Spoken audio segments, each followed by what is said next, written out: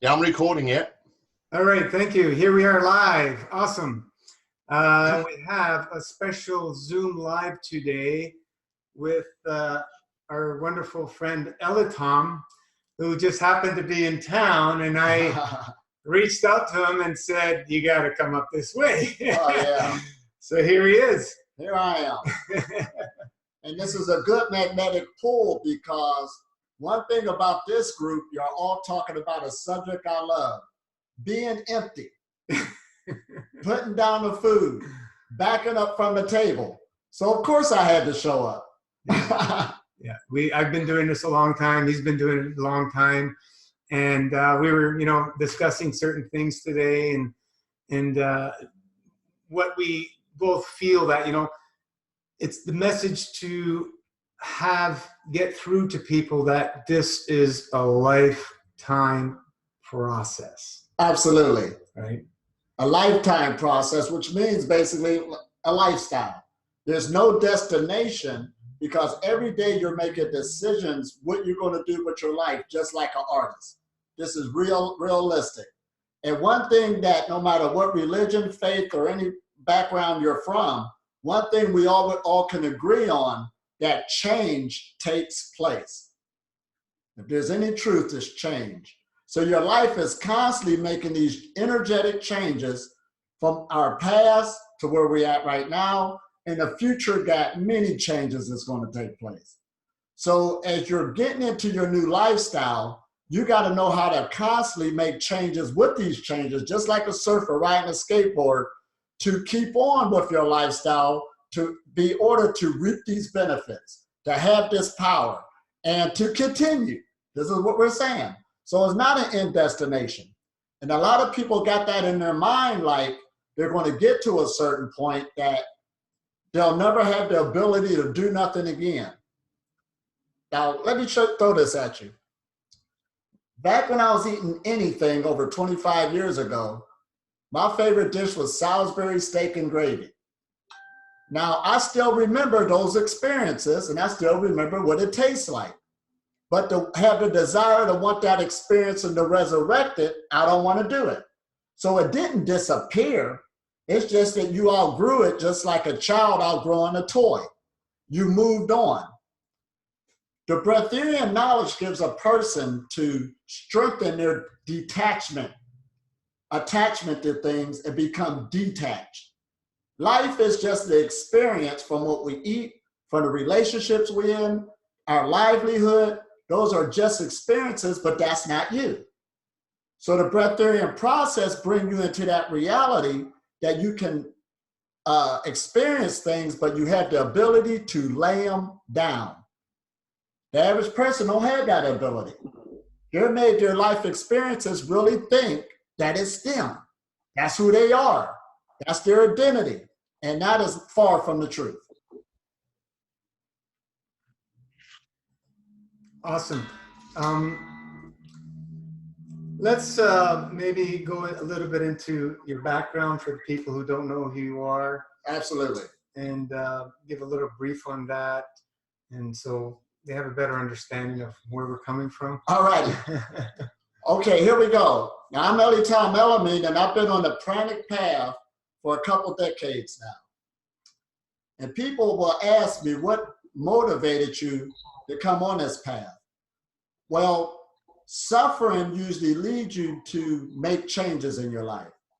So there was a time I used to be overweight, 190 pounds, and I did not feel good. So right there, that was the indication that I needed to make changes in my life. So right now, I'm an active breatharian that's traveling around the world educating people about going to the levels of food freedom. But right now, I do not eat and I have the ability not to drink. This isn't far-fetched because I actually lead people and show them how it's done.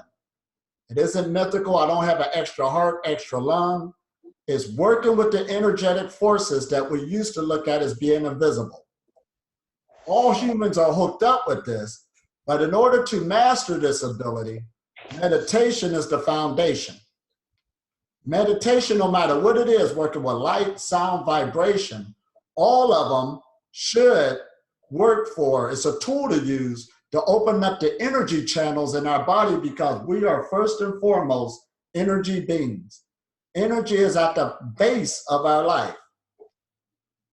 Now, humanity hasn't been educated on this as a whole because we stopped at the biological chemical level. There's nothing wrong with that. That do exist.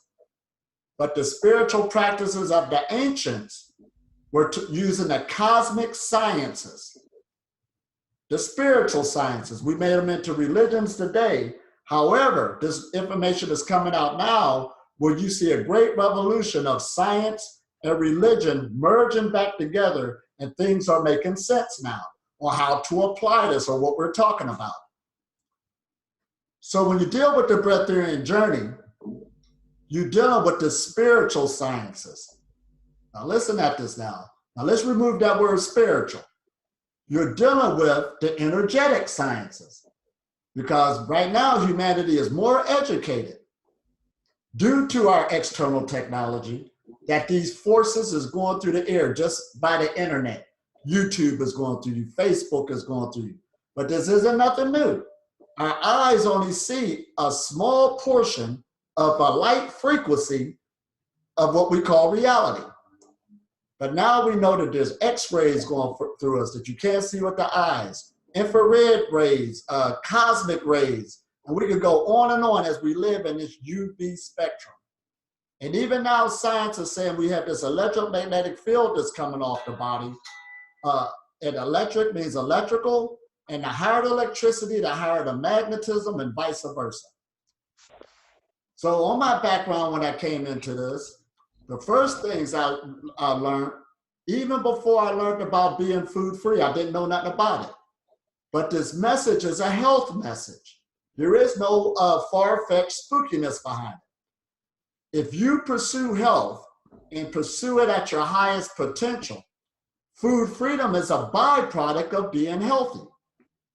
Did I say that? Yes, I did. Food freedom is a byproduct of being healthy, and it's a choice that you can make if you want to or not. That don't mean you have to. But now we got enough information that as soon as you put something into your body, it does make you weaker and bring down the vibration when we're out of our natural state. Now, The natural state is the fasting state, as we were discussing. Absolutely. You know, we're resonating with a lot of things. We're having some fun today. You know, fasting, that word has been corrupted a lot. Fasting is your access to abundance. It's not deprivation. Mm-hmm. And it's confused with what's going on out there with the new sciences and all that. Mm-hmm. It's your natural state, your state of being able to work with all those energies that we can't see with our naked eye, which are infinite and limitless. Absolutely. And our bodies is the greatest science and technology that you have access to. It's in connection with nature. So when we say man is separated from nature, in reality, you are not. You are always connected. But when you deal with these cleaning yourself out, the Breatharian path, it is making you aware now that you're always connected. See, every time you breathe out and you breathe in, you're doing this energetic exchange with nature itself. So even though we're in this house, we're in this room, we are in nature right now. We just think nature is the trees, the rivers. You never left. But when your awareness get back online, that you're connected with nature, then the next phase you realize that nature is self-sustaining. So when you start getting on this path, reconditioning yourself. Now, understand, first, the path I took was, we're in an age now that even foods themselves, say if you're in the food game and you love eating, there's some foods that have higher energies than others. There's some foods that go through the system faster than others. Here we go now. So I'm not teaching you how not to eat. I'm teaching you how to eat again and eat your way into food freedom. Because what's happening with humanity with that old belief system, that will set you up to abuse these energies, these lower energies, abuse these frequencies. That's why we have a thing called preventable diseases. That's a pandemic now on the planet because of humanity's ignorance of how to work with these energetic forces. So this is why now the cosmic energy sciences is back on the scene. And even the medical profession, even though it's broke up in bits and pieces, you can find traces of the breatharian knowledge on what you can do in each and every one of those disciplines. Meaning there is a science of breath, what breath will do to you. Breath work, just by oxygenating the blood. We don't even need to go no further. That will better your health through consistency. There's a science dealing with the benefits of the sun, how we get vitamin D, the different times of the year it makes you feel. Get out of nature more with the negative ions. You got to get the memo. So this is a holistic lifestyle that you're putting together. And when you start grabbing energies from these other sources, from the earth, you know, from each other, having a good relationship, it can either drain you or it can give you more energy. This is what we're talking about the holistic lifestyle, the breatharian message. You're being nourished by everything because this animated spirit that's in us is part of everything. It's connected. Is this making sense so far?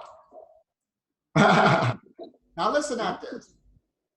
There's a reason, even though we have this great external science and technology on what is done in this civilization, okay, we can say that.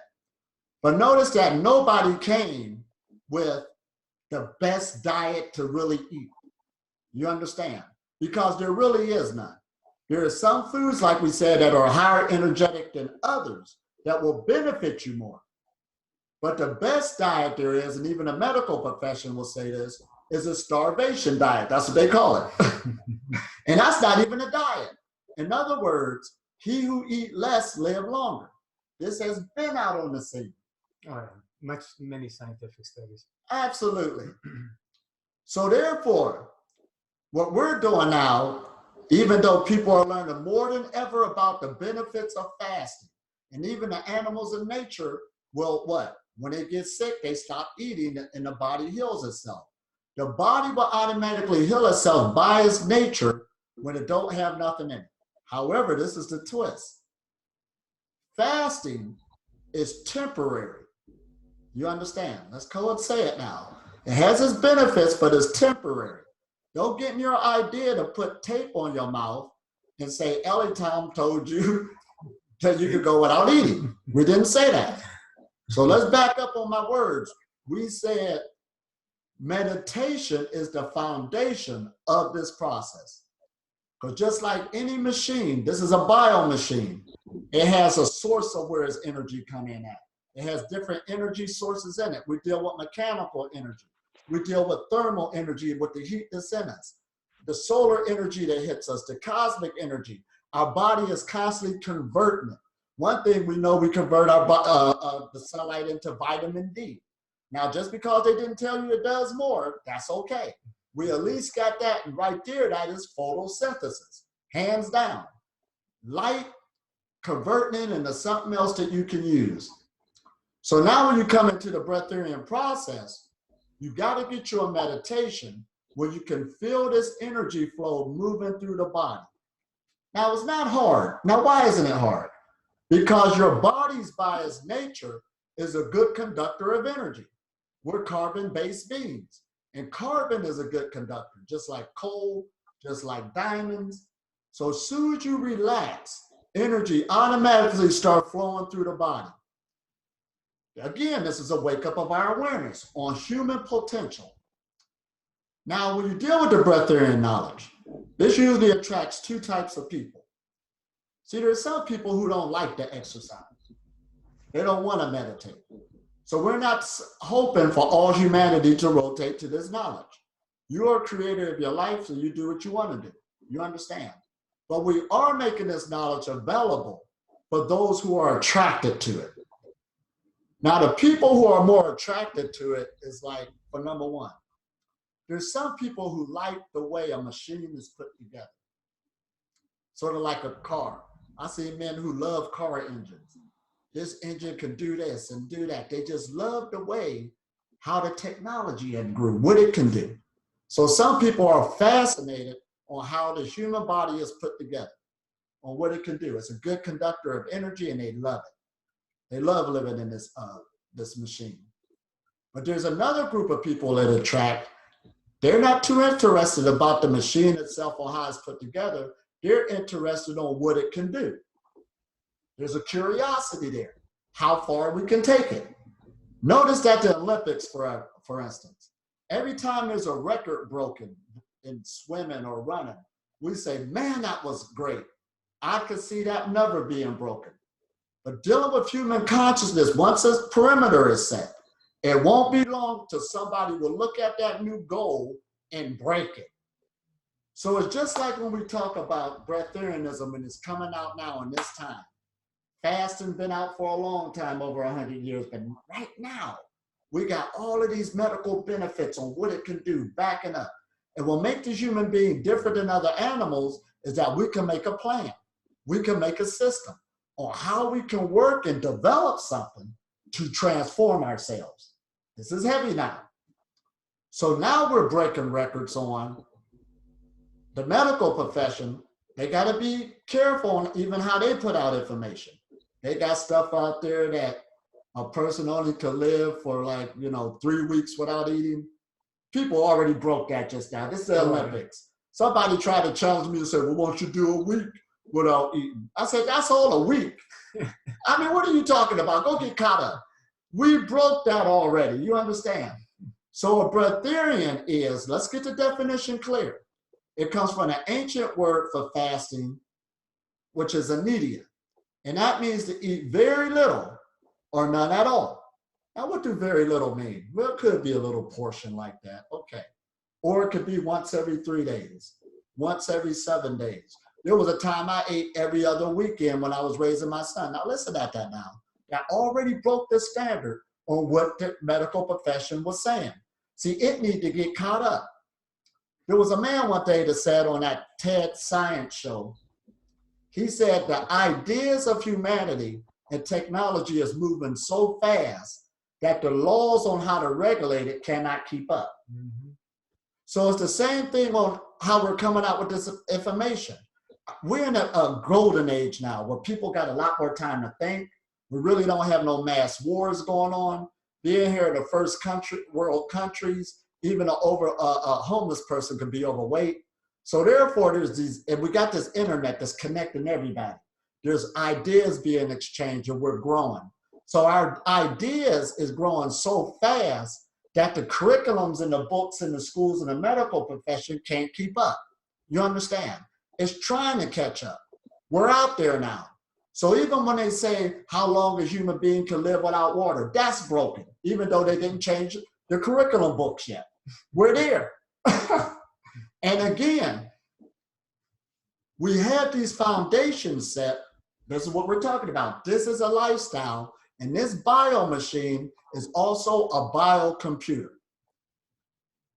Even in the neurosciences, they're playing catch up. They got curriculums coming out there now. Your belief system changes how your body works. Even your, what's that pill called that's not real, that dummy pill? Placebo. Placebo. Still don't know how it works because we make ourselves well and we make ourselves sick. So the breatharian process, again, is about a person who, it's not for everybody, but it's about that person who wants to see what their vehicle could do. They're fascinated about it, and they wish to, they got their feet on the ground. What they're saying to humanity and everybody else, it's my turn to live. I want to take this to the highest scenario possible. Mm-hmm. See, there was a time when not eating meat was challenged all across the board. You understand? But right now, the last time I was in the doctor's office was a couple years ago. They had the meatless diet on the wall. It finally came through. You understand? So just like this, we understand that before I even came out, I knew I was going to meet resistance. I knew what I was up against. But that comes with the territory, and I understand. I'm not trying to talk to your intellect. I'm talking to the energy that's in you, because the energy that's animating us, now listen at this now. We all been to a funeral. The body's laying there. But the energy of the person has left. So that's a funeral. But even though how like me and Luigi is sitting here, we are animating these bodies with our energy. We're keeping them alive. The body never lived and it never will live. Its life is given by the deity that's inside of it. Spinach don't got this hand moving. An apple ain't got this hand moving, nor do a hamburger. I'm animating it. So the breatharian knowledge will open up an awareness of who you truly are. You the one give life in this realm, or it won't exist. So when a person starts getting sick, it's through a lifestyle. Aches, pains, what you're eating, your thought process. So therefore, you are kicking yourself out of your house, this thing that you're animating. And when the last breath is done, the animation is gone and it falls to the ground just like a puppet. This is powerful, ain't it? So therefore, when you start exploring and going into this exploration of your true self, your true nature, you're going to gain mastery, mind mastery over your makeup. This is what we're dealing with now. Your body makes a good servant, but it makes a bad master. So now it's time to get back into the driver's seat instead of allowing the body to lead you down the street to the restaurant, to lead you here. You should be able to tell it to sit, to wait till I use you. If I use you for this, this is what I need you to do. This is what we're talking about. But humanity, food acts just like a drug. And it's not the food. Most people's situations of why they eat is emotional, boredom, and stuff like this. But it ain't so much the substance. It's because you're dealing with other issues. Because our bodies being this great computer, it holds stress, it holds past trauma, and that trauma is still there. So when you start really working on yourself at a higher degree, this is why this is a spiritual path, and you start unblocking those past traumas, unblocking those past things that you understand. It will surface to the top, but when you do that, that will bring more life to into your system. It will connect you more to the forces of nature, when nature will start to recognize you and start be able to sustain you completely. But you must be a strong spiritual warrior. Now listen to that word I just used, spiritual warrior, spiritual warfare. And they will tell you that means that your greatest enemy is self-deception. It ain't an external enemy, that's something else we create, because you're creating your reality for what's going on inside of you. Now, once you understand that, it only makes sense that you should go inside now to clean that stuff up so you can have a better reality. Is this making sense now? So going back into this lifestyle to regenerate yourself and bring yourself back to life, because you're animating it now. You're an avatar. That's all you are. And see, your energy body, the reason why it leaves the body through death, because it ain't from here. See, when they talk about ancient aliens, you're the ancient alien that has evaded the earth. This is where it's at. We like to say this is the soul working in autopilot, man. Let it do its thing. Right. This is why we got an automatic system. The physical body is telling you I could do a lot if you get out the way. But see, now, even though everybody's connected to nature, connected to these forces, please do not just put tape on your mouth and act like that's the process. That ain't gonna get you nowhere into what? Binge eating, hurting yourself, and even death itself. The energy in the body must be what? Made stronger. Now let's cultivated. Cultivated. And notice that that word cultivation is a word that we use for agriculture. There's a thing called spiritual cultivation or energy cultivation. That means when you're planting something, when you're a farmer, you check on it every day. Make sure no other animals is eating it. Pull the weeds when they come up. Make sure it got enough water. Make sure it's in the right soil, the right habitat. Our bodies are so sensitive, you got to take care of it on that type of level. I told a group one time, you should carry yourself like you always pregnant. You know, a pregnant woman can't lift that much and watch what you say around because of the baby. Right. You got to really love yourself at that type of level because you're carrying precious cargo. We're sensitive. It can easily get damaged. But at the same time, the body's tough enough, is resilient enough to get rid of toxin. So you don't live in a toxic-free realm. We're not saying that either. But the body can take care of these other toxins that's in nature, that's in the air, but food is the most dense, and you must wake up to recognize this. It's one thing to have a life experience, but it's another thing to say, if I don't eat, I die. You're living in a nightmare. Can't get out of it. So now we have to reverse this thinking process. Or drink. And drink, which is another form of physical matter. Another level. Another level, whole different ball game. But it's not far-fetched again, because we're creatures of pleasures and habits. And if you are animating this body and you're taking it through this process, you have to give the lower density energy, which is our physical body, time to get the memo. Because there's different places in the body, usually the ones you use more regenerate faster, like the stomach you got every 5 days. You get new skin, every 28 to 30 days.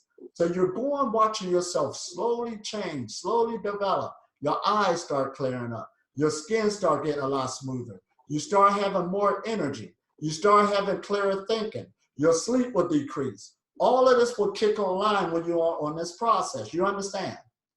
Now, if you choose to keep having that experience of eating, like we said, we don't expect, chew your food into a liquid.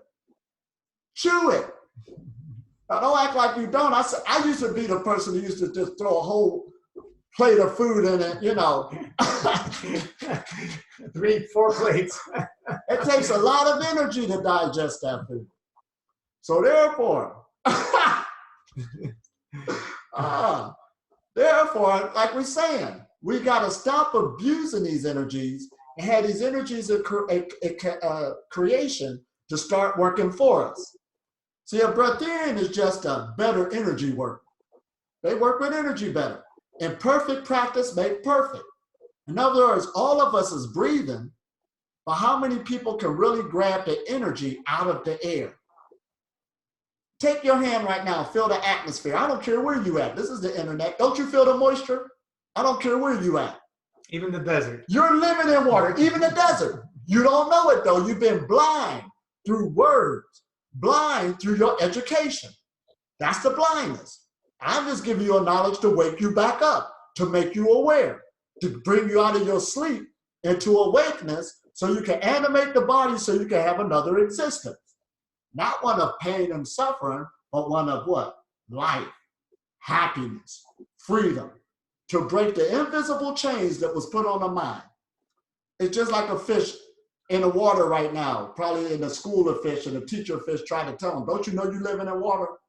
You understand? You don't know what you're living in. And this substance that we live in, that's what air is. Go look up the definition. It's a substance. And this substance, even though they break it up, carbon, oxygen, nitrogen, hydrogen, argon, it's the right mixture, just like a batch or something that you're living in. We're living inside of this ingredient that ultimately gives life. You understand?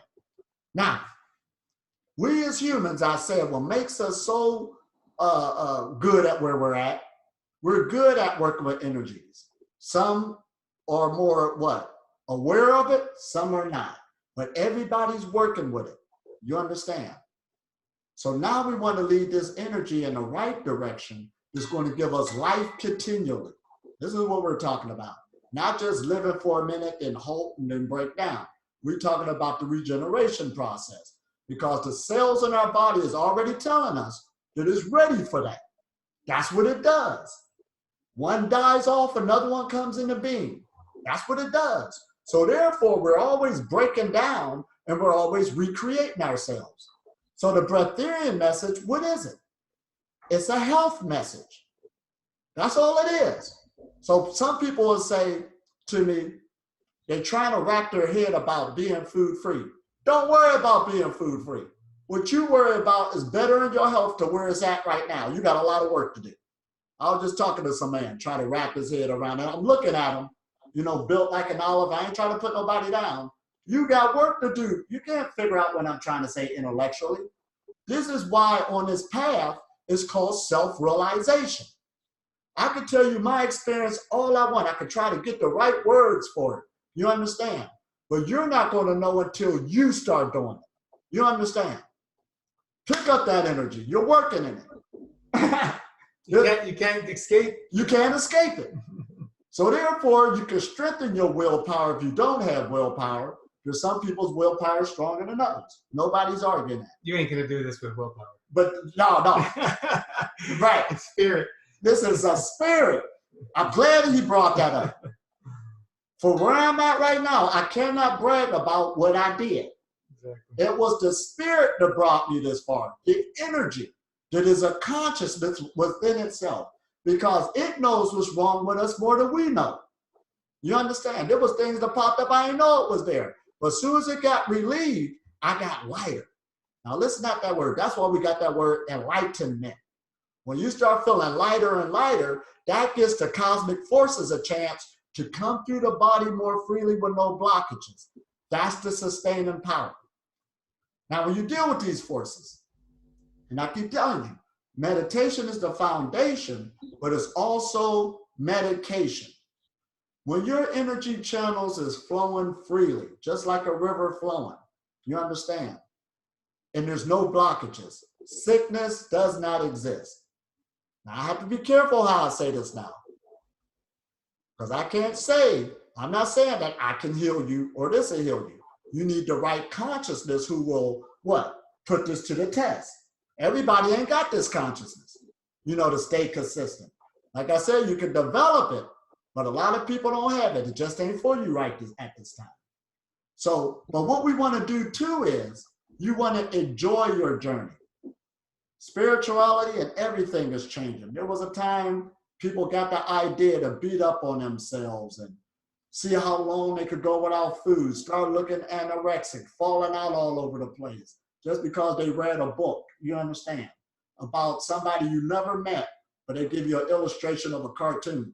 Talk about this is an ascended master. Okay, we need to get out of this fantasy, because when you're working with these forces, it's easy for you to start thinking in a fanatical way.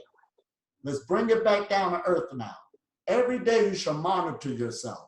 How do I feel? You understand? If you're sitting up there feeling all weak and stuff, go get something to drink. That's better than what you were doing before. You understand? Give your body time to work with these forces. It will get used to it. It will get the memo. Is this making sense? Yeah, we have a whole structured way of cleaning and maintaining and, developing over time, depending on a person's belief system, because that's all that's going to hold you back. That's the only thing going to hold you back, right? And the state of their physicality, right? So we work at it little by little by little, chipping away to expand their belief system and gain the experiences. So our belief system starts expanding, right? Exactly. A little at a time. It's not going to happen overnight. Right. And I like how you said that. See, when we deal with this system, when I got on this system to make this journey, I went into a spiritual health journey. Listen how I said that. There's a lot of people who understand health. They're physical. They like to move around, but they don't understand the energetic part of it on that level. So they're into nutrition and stuff like this, so they cannot wrap their head around a person being without food. That's understandable. But I went into a spiritual health journey where I do the physical things. I am kind of cut up, you know what I mean? But anyway, meditation is my foundation, so that's what makes the difference. And then you got a lot of people who's spiritual. They know the protocol when it comes down to knowing the terminology of kundalini and chakras, and they meditate all the time. But then they got this guru belly. A guru belly means that you meditate so much that you got this big belly for no movement. So they don't understand the health part of it. So you're still missing a point. You got to take the energetic part, the spiritual part, and the physical health part and put them both together. You understand? Because your physical body is the gateway to the invisible. This is a spirit. This is all you see. Is this making sense now? We must stop kicking one part of our body out and then bringing in another terminology. So on this spiritual health journey, and when it all comes together, that's when you will see the manifestation of how you can animate things. Again, as you look at me moving, you're seeing animation. This ain't got nothing to do with toast kept me alive. You understand? Or some Gatorade. This ain't got nothing to do with it. All of those are illusions, fantasy that we done gave life to, and we've been playing this game. All diet changes is nothing more than just for what? Disciplining the mind. That's all it's for. It's a tool. So once you understand this, you come into this new program. Now, did I say that program? A person is a program. That's all you could create is what you know. You know how they say the mind knows everything? The mind only knows what it knows. So of course it knows everything but what you know. So in order to get another existence to function differently, you're going to need another download of information. You're going to need another application. And you're going to have to give it time based on a person, based on what their bodily computer, how fast it's cleaned out, or how fast it could get this information. But once it get the download, that's when the fun start, when you will start seeing it function differently. Well, first you have to get the information, then you have to get it downloaded. And you get it downloaded through action. This ain't no belief system. This is self-realization. You got to do some work. It's one thing to have a thought, but the action behind the thought give the energy more strength. Is this making sense now? So we got to be big girls and big girls and big boys and stop crying. And we got some work to do now. Right. And I found out a lot of people who do get mad at me, oh, that's impossible. And they ain't saying that that's impossible. What they're doing is they're looking at their own condition, seeing how stuck they are. And then when they look at me, it brings up I understand. That's why this is a user-friendly message. We all got to work together. And what you have to do is start from where you're at. That's basically what it is. If you can't handle a 24-hour day being without food, do 12.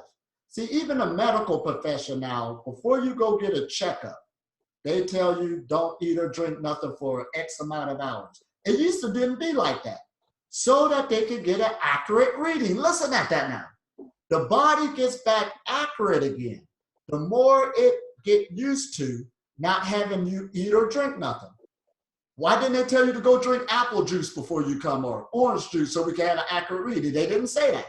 They said don't eat nothing or drink nothing. So the body, because the body always seek going back to its true nature, which is the source, which is healing.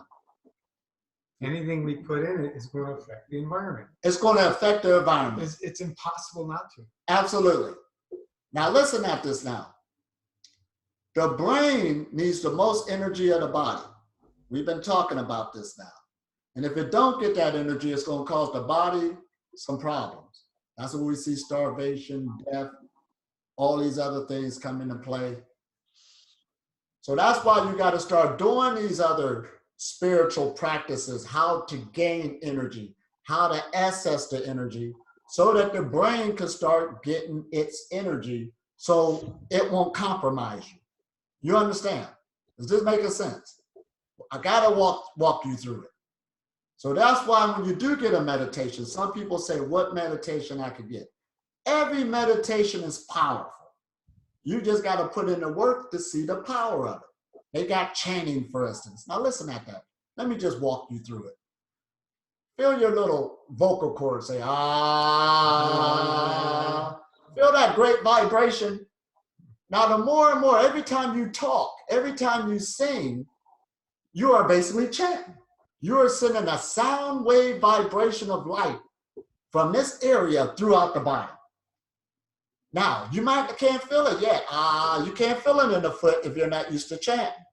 But the more and more you practice this, that sound like vibration is going to keep working itself through the body till one day you will start feeling that vibration in the foot. That shows it broke up things where it can run freely. Are you understanding this now? I'm playing with it. But this is what we do. We want this sound now. We're using it to break this vibration, because anything with repetition start opening up the channels in the body so that you can bring a better energy flow to the body. So not just working on that as a demonstration. There was a post about the cat purr being healing. right? It's at a certain vibration where it's very healing. Right. We're just holding a cat, right? There's holding a cat. We've known this for years, but we just posted that, I don't know, a couple of days ago. There's so many therapies out there. There's beach therapies. There's nature therapies, dealing with the negative ions. And all these therapies is for the same thing, to make you enlightened, to make you feel lighter, to make you feel relieved. That's what healing's all about, to get this weight off of you. We call them obstructions. Obstructions. All the different levels, physical, mental, emotional. We break them up, open up, get the flow happening, and once that flow starts happening, you feel better. It's simple. And listen at this. The reason why I'm a breatharian, because I don't have no problems. I got rid of the instructions. Now, I know some people say, no, all people have problems. Not me. First thing he said, what did you do all day? I said, what I'm doing right now. Any problem that occurs in my life, I had to create it. That's what I had to figure out. The universe is user-friendly, and you start using your wisdom, stop causing so many problems, start focusing on yourself, working on yourself, then pretty soon you start creating a reality where there's no problems. Everything works my way. This is savvy. It's an energy. Everything goes my way. There is no negativity. When this door shuts, another one just opens up and I know it. Instead of doing all that crying. All I do is wait and it's a better door. You understand? So this is the Breatharian lifestyle. It affects you in all levels to where you want to live a stress-free life. Life ain't hurting you. We're hurting ourselves with these, invisible enemies that we're creating, and also these negative energies that we're bringing to ourselves. You start getting rid of these negative energies. Start learning how to think differently. And stop putting these heavy energies in our body thinking that that's it. That makes you feel good. It does not. Now check this out. I know some people say, yeah, but now when you become a breatharian, you still have the power to eat if you want to. Now remember when I said that. Now the reason why I don't do it now, because I don't like the way it makes me feel. I know some people say it don't affect you. Listen, everything you put in your body affects you. It changes the frequency. So immediately my feet gonna swell up. I'm gonna feel it. My hands gonna swell up. My head might turn around and blow up on the screen. Listen, that's what I feel. The reality of the matter. That's the reality of the matter. What they're saying is eventually it will come out, so that's why you can play that game. But when you get tired of playing that game in and out, in and out, in and out, you can start laying it down. You understand? It's up to you when you want to do that, if it's necessary or not. You're the creator of your life. We got to get back into the driver's seat and stop letting these negative energies drive us. It is not you. All energy love to move. Now, for me to talk this way, it sounds easy how I'm flowing with it. I've been through some things. I had to do some work, you understand? There was times I thought I could never get out of it. I was stuck, you understand? But that's why today I can say the light brought me through. It ain't had nothing to do with me being stronger than most people or nothing. It had to bring me through. So you start trusting yourself, trusting the universe, and trusting the other people around you. This was going to bring you through. There's no other way. There is no other way. I see many people get arrogant. You know, one woman was filming herself I'm going to become a breatharian. About the third day, the film was off. The video was off. You understand? This ain't had nothing to do with forcing it. Okay, you can stretch your leg up over your head till you're blue in the face. This ain't what we're talking about. The real yoga is really cleaning up our vehicles, cleaning up this act. Because look at life. This is a beautiful planet we live on. This is a beautiful existence. You have to open up your eyes to be able to see it. Once you see it, you don't want to leave. And you should be wanting to get the best quality out of it as possible. Did this make sense? This is what the Breatharian message for. It's for a person who love this machine, love life, and want to get the best out of it. If not, it's okay. If a person wants to have that other experience, there's a lot of different, how should we say, houses or rooms within this reality. That's what we call them. Frequency ranges where a person, you will be catered to what you want to create. It's okay. But for the breatharian knowledge, there is a certain level of a vibration where you can get to, and you'll be able to be on that realm of thought continually. This is what I said, continually. It's all up to you. You create this. And it all starts right here. See, the cosmic energy that's bombarding us both day and night is doing this part. We can't say it ain't. Can't stop it. Can't stop it. Me and Luigi was just at the park. All those trees, they was out there doing Qigong, wasn't they? They got the memo. Feeling the energy, connected with it. Now, yes, we're not trees. We're moving around. But we do photosynthesis also. So the cosmic energy is doing this part. The next thing what needs to happen is self-knowledge. Self-knowledge was the problem. To be educated on how to appreciate, first of all, these energies. To have an appreciation just to breathe.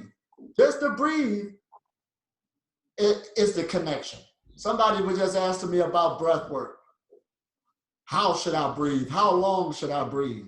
Just enjoy the breath. You understand? And see, that's why even in practices like yoga and different forms of meditation, they'll tell you don't eat nothing before you meditate. Just by you relaxing, the breath will automatically, by its nature, lower itself in your abdomen. So when we start getting things out of our abdomen and start having some colon health, that's going to change the whole ball game on how you living, how you acting, how you thinking. And now listen at this. Even though your brain is the organ that needs the most energy of the body, it is not a good place to store energy. See, this is where your colon and stuff come into play. Nobody's arguing that. That's why you eat in the first place, and all the feces, the stool is right here, and it's pulling the water from the stool and doing all this other stuff. That's on the lower levels. But your colon and everything else could do many other things if you allow it to go there. Now, up under your colon, there's a place that they call in spirituality, they either call it the Hara or the Dantian. It's an energy center that's good at storing energy. Now, I do got the word written down too. They do got an organ for that word, but I'll get that for you later. We'll tap it in. But anyway, that's why most of your meditative practices start right here up under your belly button. That is the place to start storing your energy. That's why you want to start getting into these meditative practices. What we like to say, I call the GI tract the plasma vacuum tube. It's actually a vacuum tube. And when you empty it out, that's when the real magic starts happening. Here we go. That's where you start getting the subtle energies that you can't see that will feed you. Right. And because they're connecting to the limitless sources of those fields that are connecting continuously. But it doesn't happen when there's stuff in here. Right, right. Now I'm going to catch humanity up. Now, when I first saw the internet, I was in the Navy in communications. So therefore, I had a chance to see stuff before other people did. So when I first seen the internet, it was in, 1998. Wow. But it didn't come to the public till 93. Now, keep in mind that the government and everything else, not trying to point fingers, but they are ahead technology-wise more than the public. You understand? You usually got to be in the know to find certain things out before everybody else. That's just the way it is. They got the money, that's what they're dealing with, the researchers, all this other good stuff before it comes to the public. Now, one time I got my hands on a machine, and this was almost, 15 years ago, where you can send somebody, you can put their body on a computer screen, through their energy, they put their thumb on it, it'll monitor the energy field that's coming off your body. And they got an image of your body on there. And it will tell you where the blockages is at and what's going on. It will show it to you on the screen. Was it skill? Well, this was called the harmonic translator. There's many other names for it now because this was 15 years ago, so you could purchase it. It's out there. I got it from a person. It was a lot of money then, but it's out there just to show you where we're at, where we have been. Everybody else, I'm just trying to catch you up. So therefore, it would tell a person what the best herb they should take, the best mineral for that particular situation. But then you can send it to them by a vibration. You can send it to them in an email. As soon as they open the email, that vibration of the herb will go into the body. See, the body don't care where it comes from. The body just needs energy. They don't care if you're trying to work with it on food or more at the subtle level. It's going to do what it has to do. So you are training the body now through the meditative practices to go through the subtle energies and leave the dense energies alone. You understand? But dealing with this again, by sending these frequencies to people, because all food and everything else carries a frequency to it. And they even had this one school one time that I went to. I just happened to visit. And you know that Ritalin that kids take to be too over hyperactive? Now they upgraded. They don't got to take the pill no more. They had it coming through the lights. So we could do that with external equipment to feed somebody, nourish them through a frequency. Of course. We could also do it with our thought process. We do it all the time. The reason why I'm a breatharian because I think this way. We did a little experiment. I animated myself. We did a little experiment a while ago with a device, and we used 432 hertz as a carrier wave, which we didn't know at the time, but this was an accident thing. We used to do these calls, and we used to use 432 as a time for meditation, right? And sending out that love frequency. So one day, I have the unit in there.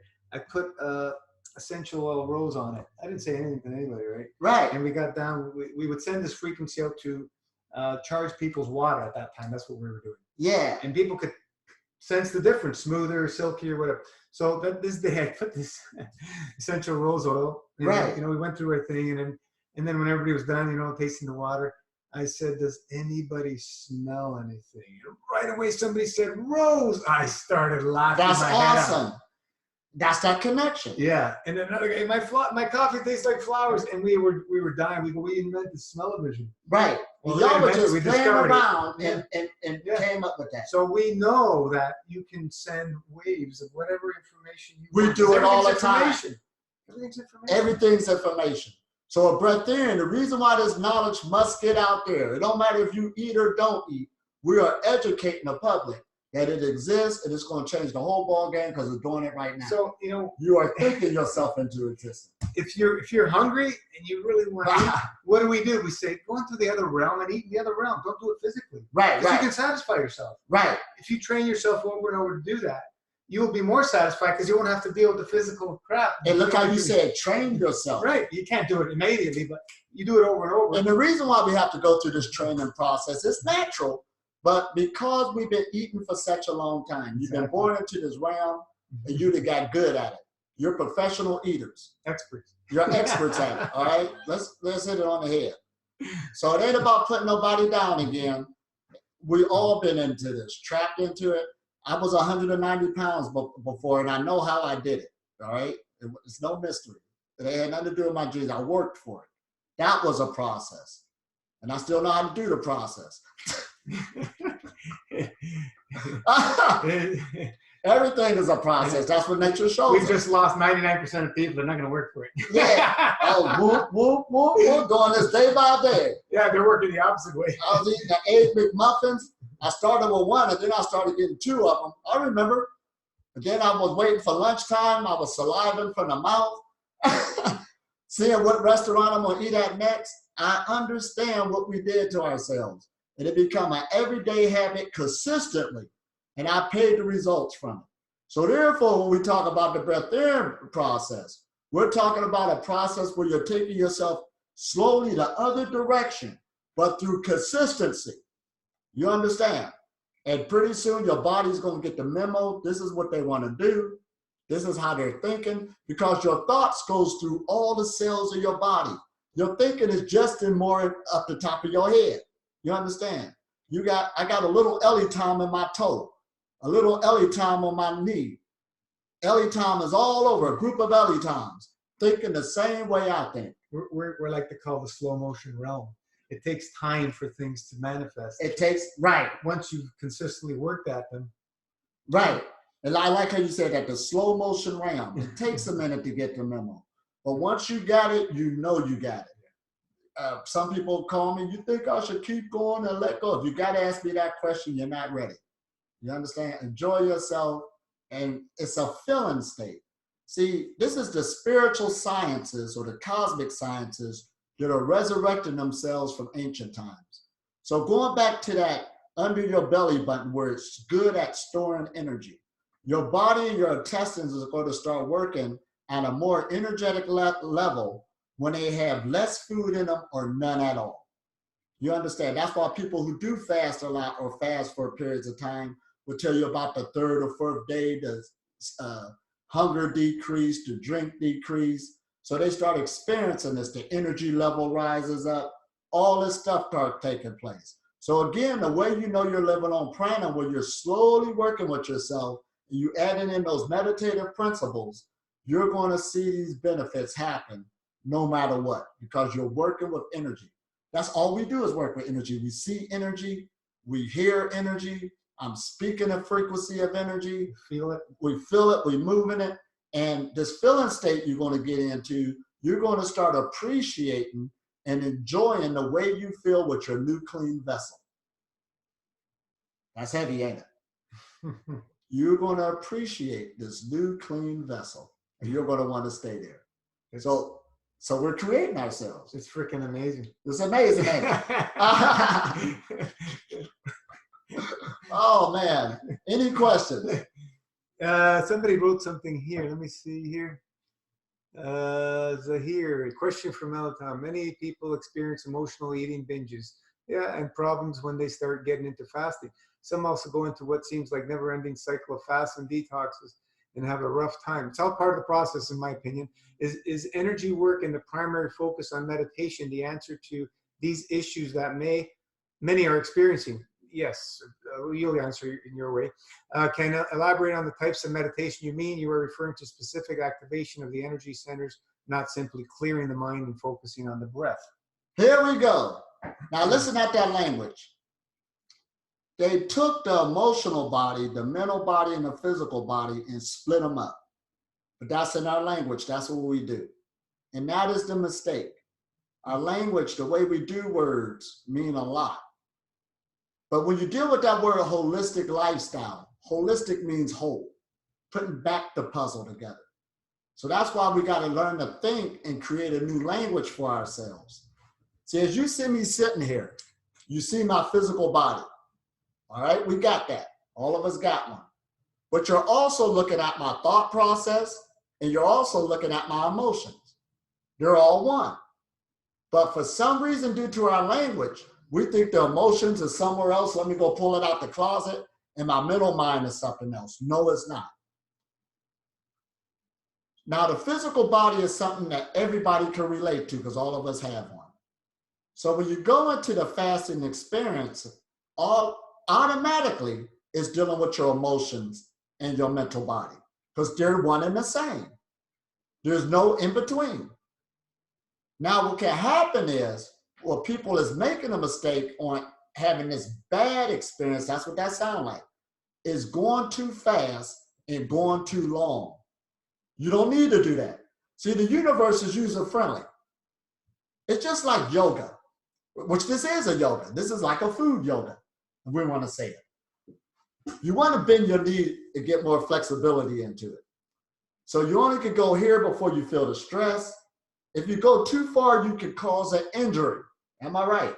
But if you stay too much from it, you're not going to get no benefits. What's the use of doing it? So you go to a level where you get enough restraint for some improvement, putting your mind there, and you get the right medium for what you to work at. And then when you see the improvements where that become easy, then you take it forward a little bit more. It's the same when you're working with fasting. That's such a loose word. And it's easy with something like fasting and meditation. They're so loose that people hurt themselves with it all the time or don't understand it. So again, going too fast will cause a lot of these emotional binges. There shouldn't really be emotional binges. A lot of people do eat off of emotions. But when you add meditation with that, that gives you a chance to start working directly with the light. They're not focusing consciously on a different source of energy. That's one of the things that they miss out when they're going into no physical foods, right? Right. You still have to have an exchange of energy.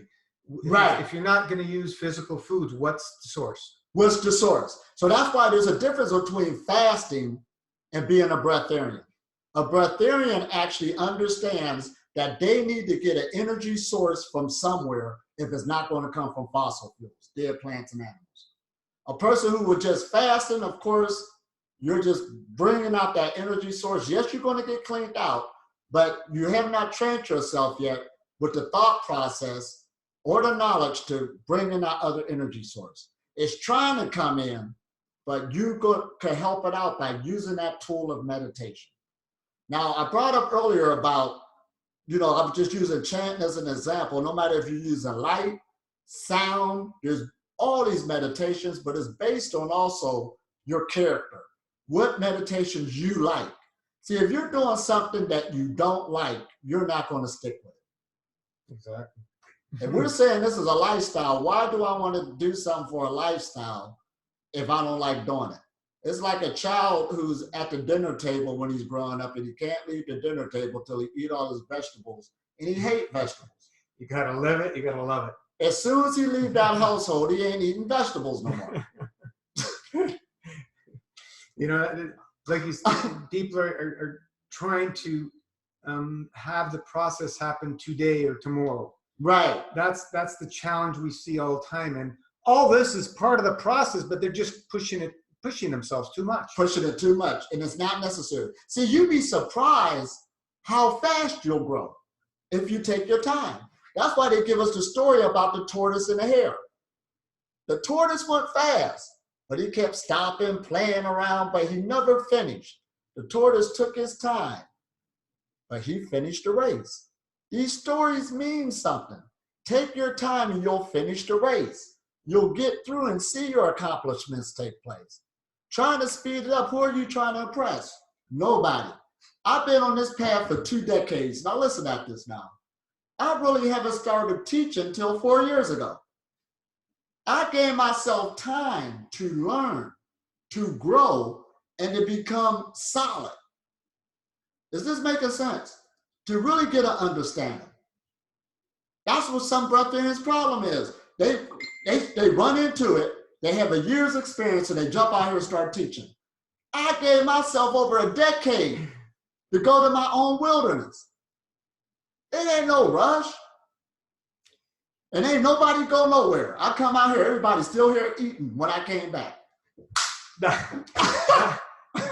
Dime a dozen teachers keep popping up. And dime a dozen. Like they've read something, they've heard a video, and they're teaching right. or whatever. Yeah. Went to a retreat, and all of a sudden you just master teacher.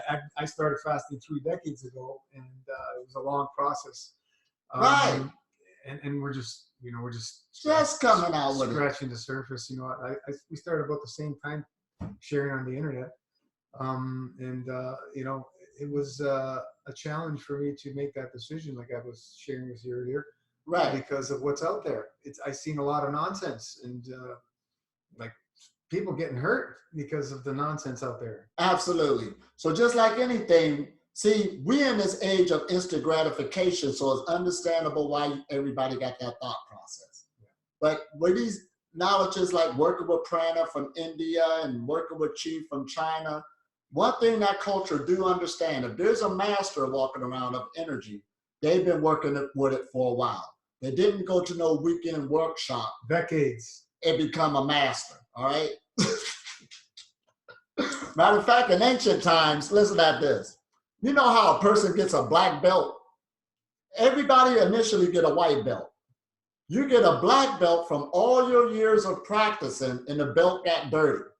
That's how you get a black belt. Now, if you try to cheat and go dirty it up, there was people who did that. Somebody going to challenge you. And if you get beat up, you the one shouldn't have made it dark like that. That was on you. So through years of practicing, that's how, and when it gets dirty, that's how you get a black belt. All right? So as long as you stay in these energies and start working with them, it is guaranteed to get stronger, but you must put in some time and some effort and make that happen. We got to talk more realistic now, because life, see, a decade of life is nothing. And I've been in this for a couple of decades. That's nothing. That is nothing. I can't wait till 10 more years from now. Man, I'm gonna be somewhere else. Now I'm not giving myself no expectations, but then I'm gonna be on here talking about, I've been in this 3 decades now. Right. But there's a whole nother journey. It does not end, you understand? We just keep going, we keep on getting stronger and keep sharing with one another. So there we go again. Wherever you at, you pick it up, and perfect practice made perfect. You will become better and better at working with the energies, which is working with yourself, and it will benefit you in the future, guaranteed. That's for sure. This is for sure. When you put the time and effort, consistent, persistent, there's going to be a payback. And I got to bring this up also. You know, humanity did get stuck in material matter, which is understandable due to how the system is and everything else. We understand that. And what happens is, as I travel around the world, I see a lot of people who have collected the physical matter, you know, and succeeded in that. But the health is gone. Do not let the illusion knock you off of killing yourself. Is this making sense? You're healthy, you're more valuable than anything out there. You're the most expensive vehicle around. You're the most expensive house around. Your life is over when you're out of here. You understand? So that's why it's nothing to Priceless. me to live a minimal lifestyle, because there's nothing I can get that's more precious than me. I'm a genius. I'm the most precious thing I know. But you must act like it. You understand? Work with this equipment. And everybody is. I see everywhere I go, I see beautiful people, and I see your value. You just got to be able to see your own value. And that's what it boils down to. That's the Breatharian process. Again, I'm talking to myself. Look at me over here. So any more? Hey, Gina, I only got 2 questions. Yes. Is that okay? Thank you for your presence, Elitom. We really appreciate you, and we really love you. I've seen you bits of your story, so an absolute gratitude. But my question is that, and Gino knows this, is the higher energy. So when you get into these states, and you've got the belly and the aspiring energy in your belly, and you've got the kingdom within you living in you, and then I love dancing, right? So when I dance in the other realms, or dance in the physical matter, like I just go off, right? So the energy is really, really high. But what happens, that escalates the energy even more so. So you're just in this intimate entwined with the divine, in the praise of God, that you just go ecstatic. It's euphoric, right? Right. And and you go into this place of ecstasy, and then you can't come back down, right?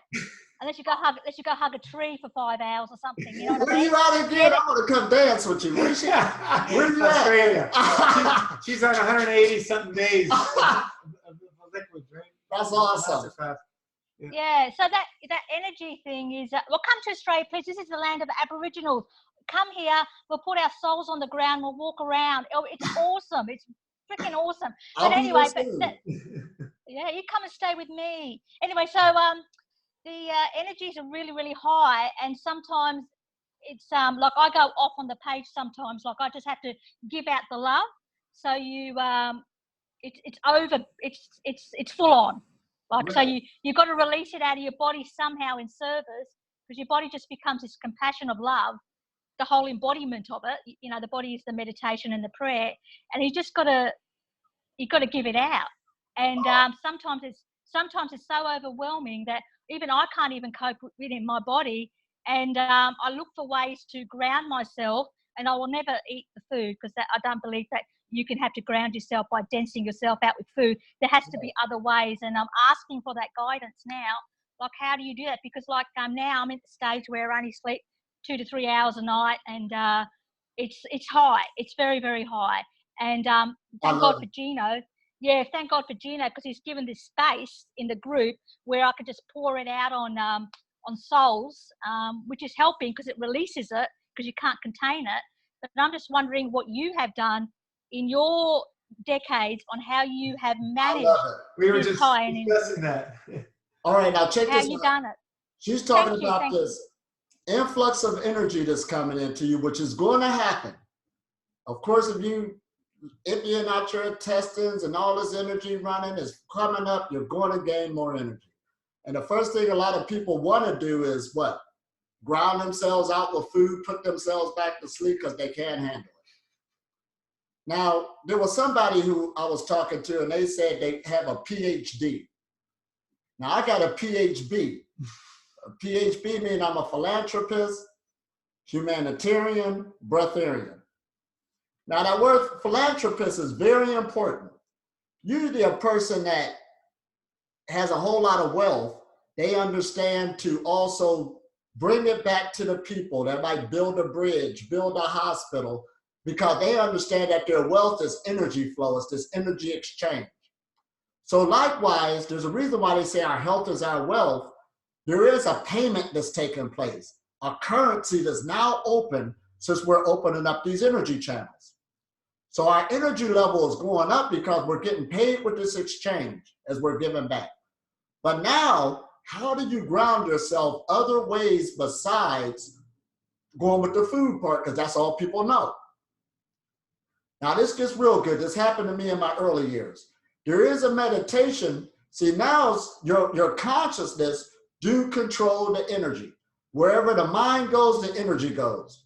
Your awareness means a lot, and also your intent. So through meditation, you want to sort of like a radio dial. You got this radio, and you got the dial for the volume. You can turn it up and down, 10 for the highest, 0 for the lowest. So now you want, in meditation, you want to start seeing this energy, how it's coming through your body, and start turning it down on the dial. The energy will listen to your intent. So you can turn it down, shut it down a little bit, where you can relax more instead of having that upstate all the time. See, because what's happening is, this is what I found out, and I had to let go more and more throughout the years. You are actually learning how to keep up with the light. See, the light can go on and on. Your light body and your inner being don't need to sleep. It don't need to eat. It don't need to drink. That's just the way it is. So when I start opening up more and more, it's us who's trying to keep up with it.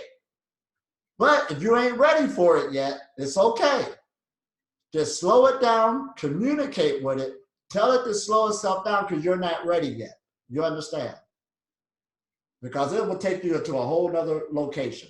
Some of the stuff I'm doing in my life now is because I basically let go.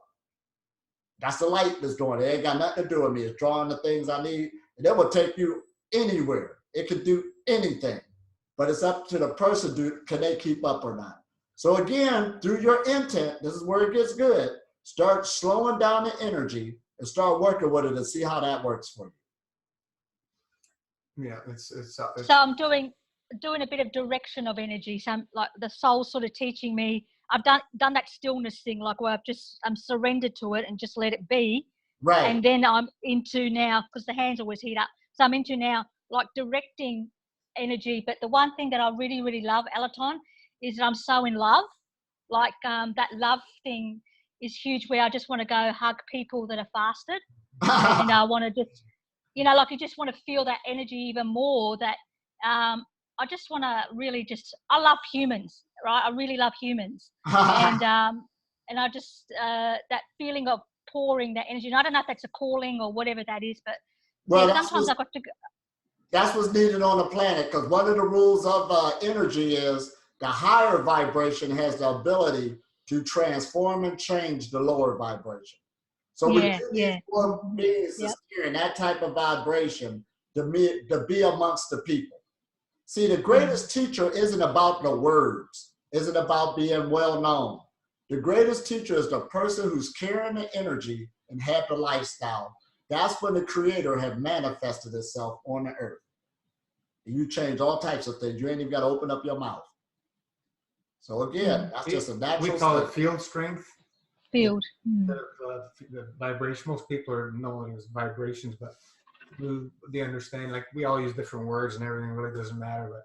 But I like the field strength because the stronger fields always feed and balance out the weaker fields. Absolutely, always. You can't get away from that. That's one of the laws of the universe. And the more we practice that and you see it in the action, that's why your life always straightens itself out. So when I said earlier that I don't have no problems in life, that's the way I think. That's a frequency, a field. So even if a situation appears to be not going my way, all I do is sit there, let it balance itself out, straighten itself out. You're always in control. You're always in control. Which way do you want to take it? Do you want to use the energy, or do you want to take it down a notch for that moment, or whatever? Yeah, that's where the service comes in. That's the compassion and the service, isn't it? Oh, absolutely. You feel the service, yeah, okay. Yeah. Because that's one thing, yeah, like an integrity of that service. See, here's the 3 stages. First, you become aware of the light. Then you become like the light. You become like. Then you become the light. There's no in between. Remember how we used to separate the physical body, the emotional body, and the mental body? See, you're looking at light beams right now. We got to start giving ourselves credit again. Stop looking for something far-fetched up in the cloud. We're right here looking at each other. This is all I see is light. Everywhere I go is high vibration. Why should it be lower? There we go again. The perception of mind. This is what nourishes you. This is what feeds you. And this is the thought you got to train yourself to have continually. So it's just like the love that the Creator gives us. I met this one woman who said, I'm breathing today. Now listen at that. She appreciated her breath. Whatever she's doing with it, that's on her. But she recognized she was breathing. And another friend of mine, they stayed with a loved one till the last breath was gone. The life ended when the breath was gone. So as long as you're in this, that's the Creator's love. That's the love relationship by all of us being aware, looking at each other right now. That's it. I ain't have to say I love you or you say you love me. It's already here. I remember, starting cleansing the body and stuff. My sense of smell was so heightened. Then I started going to a gym and I was overwhelmed. I'm going, what's going on? I had to learn to tone it down. Otherwise, I wouldn't be able to stay in the gym. You could smell everybody. Smell everybody. Now, y'all hear that? He cleaned himself out, and all of a sudden, your other senses get heightened. Yeah, but I was able to bring it down so it would... Channels of the nose open up, all of this stuff open up. So now you can see the damage that both food and drink could cause when you start developing yourself. This we were just talking about the celibacy. It's going into the same area where we're now. Thanks, Elitom. Gino, can you talk about power of celibacy on this path? P.S. Do you have any words of advice for younger people who don't have children yet, but who feel drawn to breatharian path, the power of celibacy and not being distracted by romance, but still have the thought of having children in the back of their minds? Oh, absolutely. So when we hear that word celibacy, that goes straight into what pops in a person's mind is not having sex. Now, there's a system over in India that's called brahmachari. Brahma means what? The ultimate. Chari is the path. So there's this path that you're taking. Now, we was talking earlier how spiritual knowledge is sexual knowledge. There is a sex education for your life. Because the way you use your sexual energy is going to determine how your life is going to go. It's going to determine your pay. It's going to determine the people you connected with. And some people you probably don't want to be stuck with, but some people are stuck together by that one night they got together. And here we go again. It created their whole life. So we're going back to this again, and it's the most powerful energy that's in the body, that's in the head area. We call it different names, from kundalini to sexual energy. We can go all day long. But as you deal with this sexual energy, now listen what I'm about to say. There's degrees and levels on how you can use it. And the person that's asking this question is a young person. So what they're saying on the different levels is, but they still want to have children one day, have a relationship. This is what I'm picking up. So now you want the best life you possibly can have. So what they're saying on the celibacy brahmachari path is your first years, you should be focused on education. You should be focused on knowing things. You should be focused on what direction you're going to take yourself into in your life passions. No matter who you hook up with, If you're not doing the things you really like to do in life, you're going to be unhappy. Everybody has a talent within them that they were born with, something that they're good at. So you want to go through the education years when you don't want to waste your time trying to say, do you love them or love them, and try to figure it out. It takes so much from you. So it's the education years to get to know yourself and get to know what you are good at and what you're here to do on the Breatharian path. See, that's one thing about the Breatharian path. It will bring you into your life purpose. Why? Because everything's cleared up. Your thinking is clear. And you will, what you're good at will be highlighted more than ever. And that's the first stage of this Brahmachari path. It's called the education years, number 1. Number 2 is the second level. Now, this person said one day they do want to have kids in the future and meet the right person, blah, blah, blah, blah. That can be created. See, once you crystal clear what your life purpose and stuff is, and you're happy and you're living your life passion, then we got called the householder years. It does make sense who you get pregnant or pregnant by, what type of life you're going to have.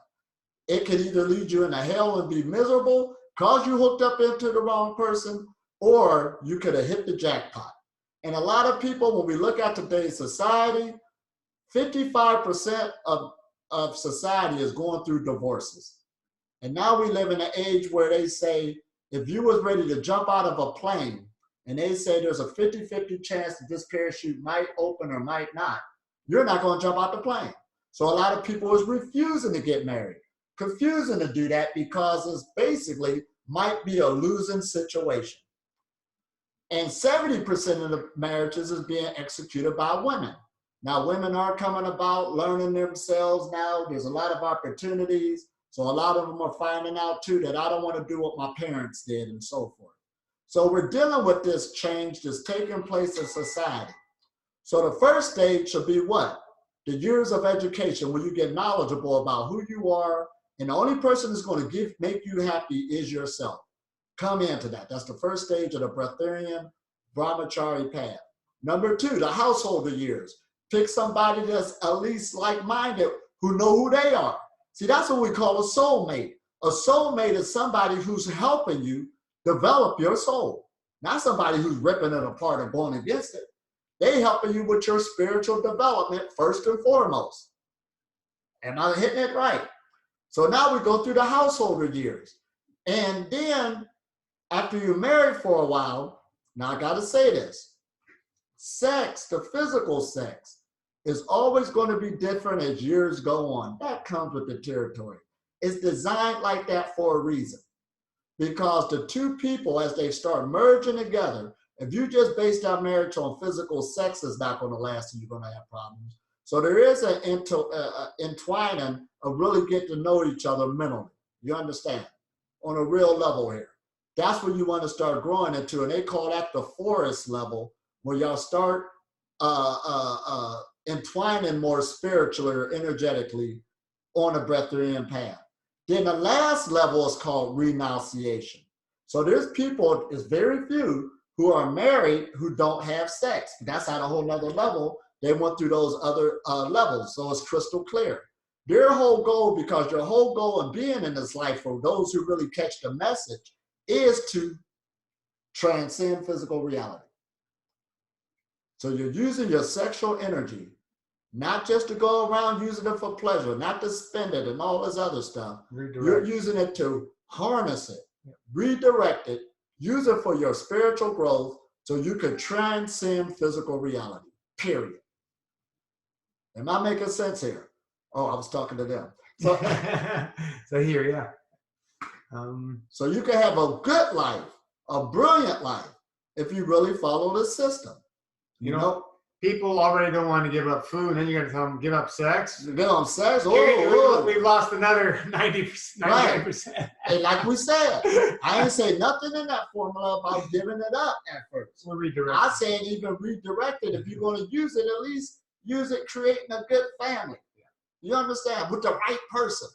Not somebody with this history didn't work on themselves, and you act like it's love and it's nothing but hormones just because, you know, the moon came out a certain way. We got to start going back to using our thought process to understand what we want to create and stop having to see what destroys people is expectations or what they expect out of others. This person ain't live up to my expectation, but they never showed you they was going to do that. So expectations bring on suffering, and also how we think physical reality is supposed to respond to us. That also brings forth suffering.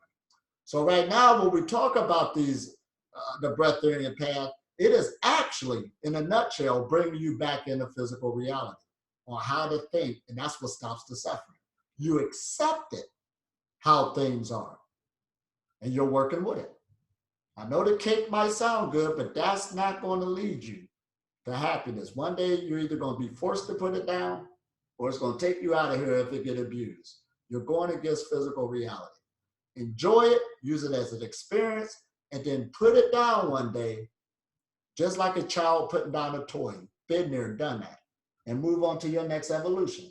See, we're taking this seriously. We're trying to ascend.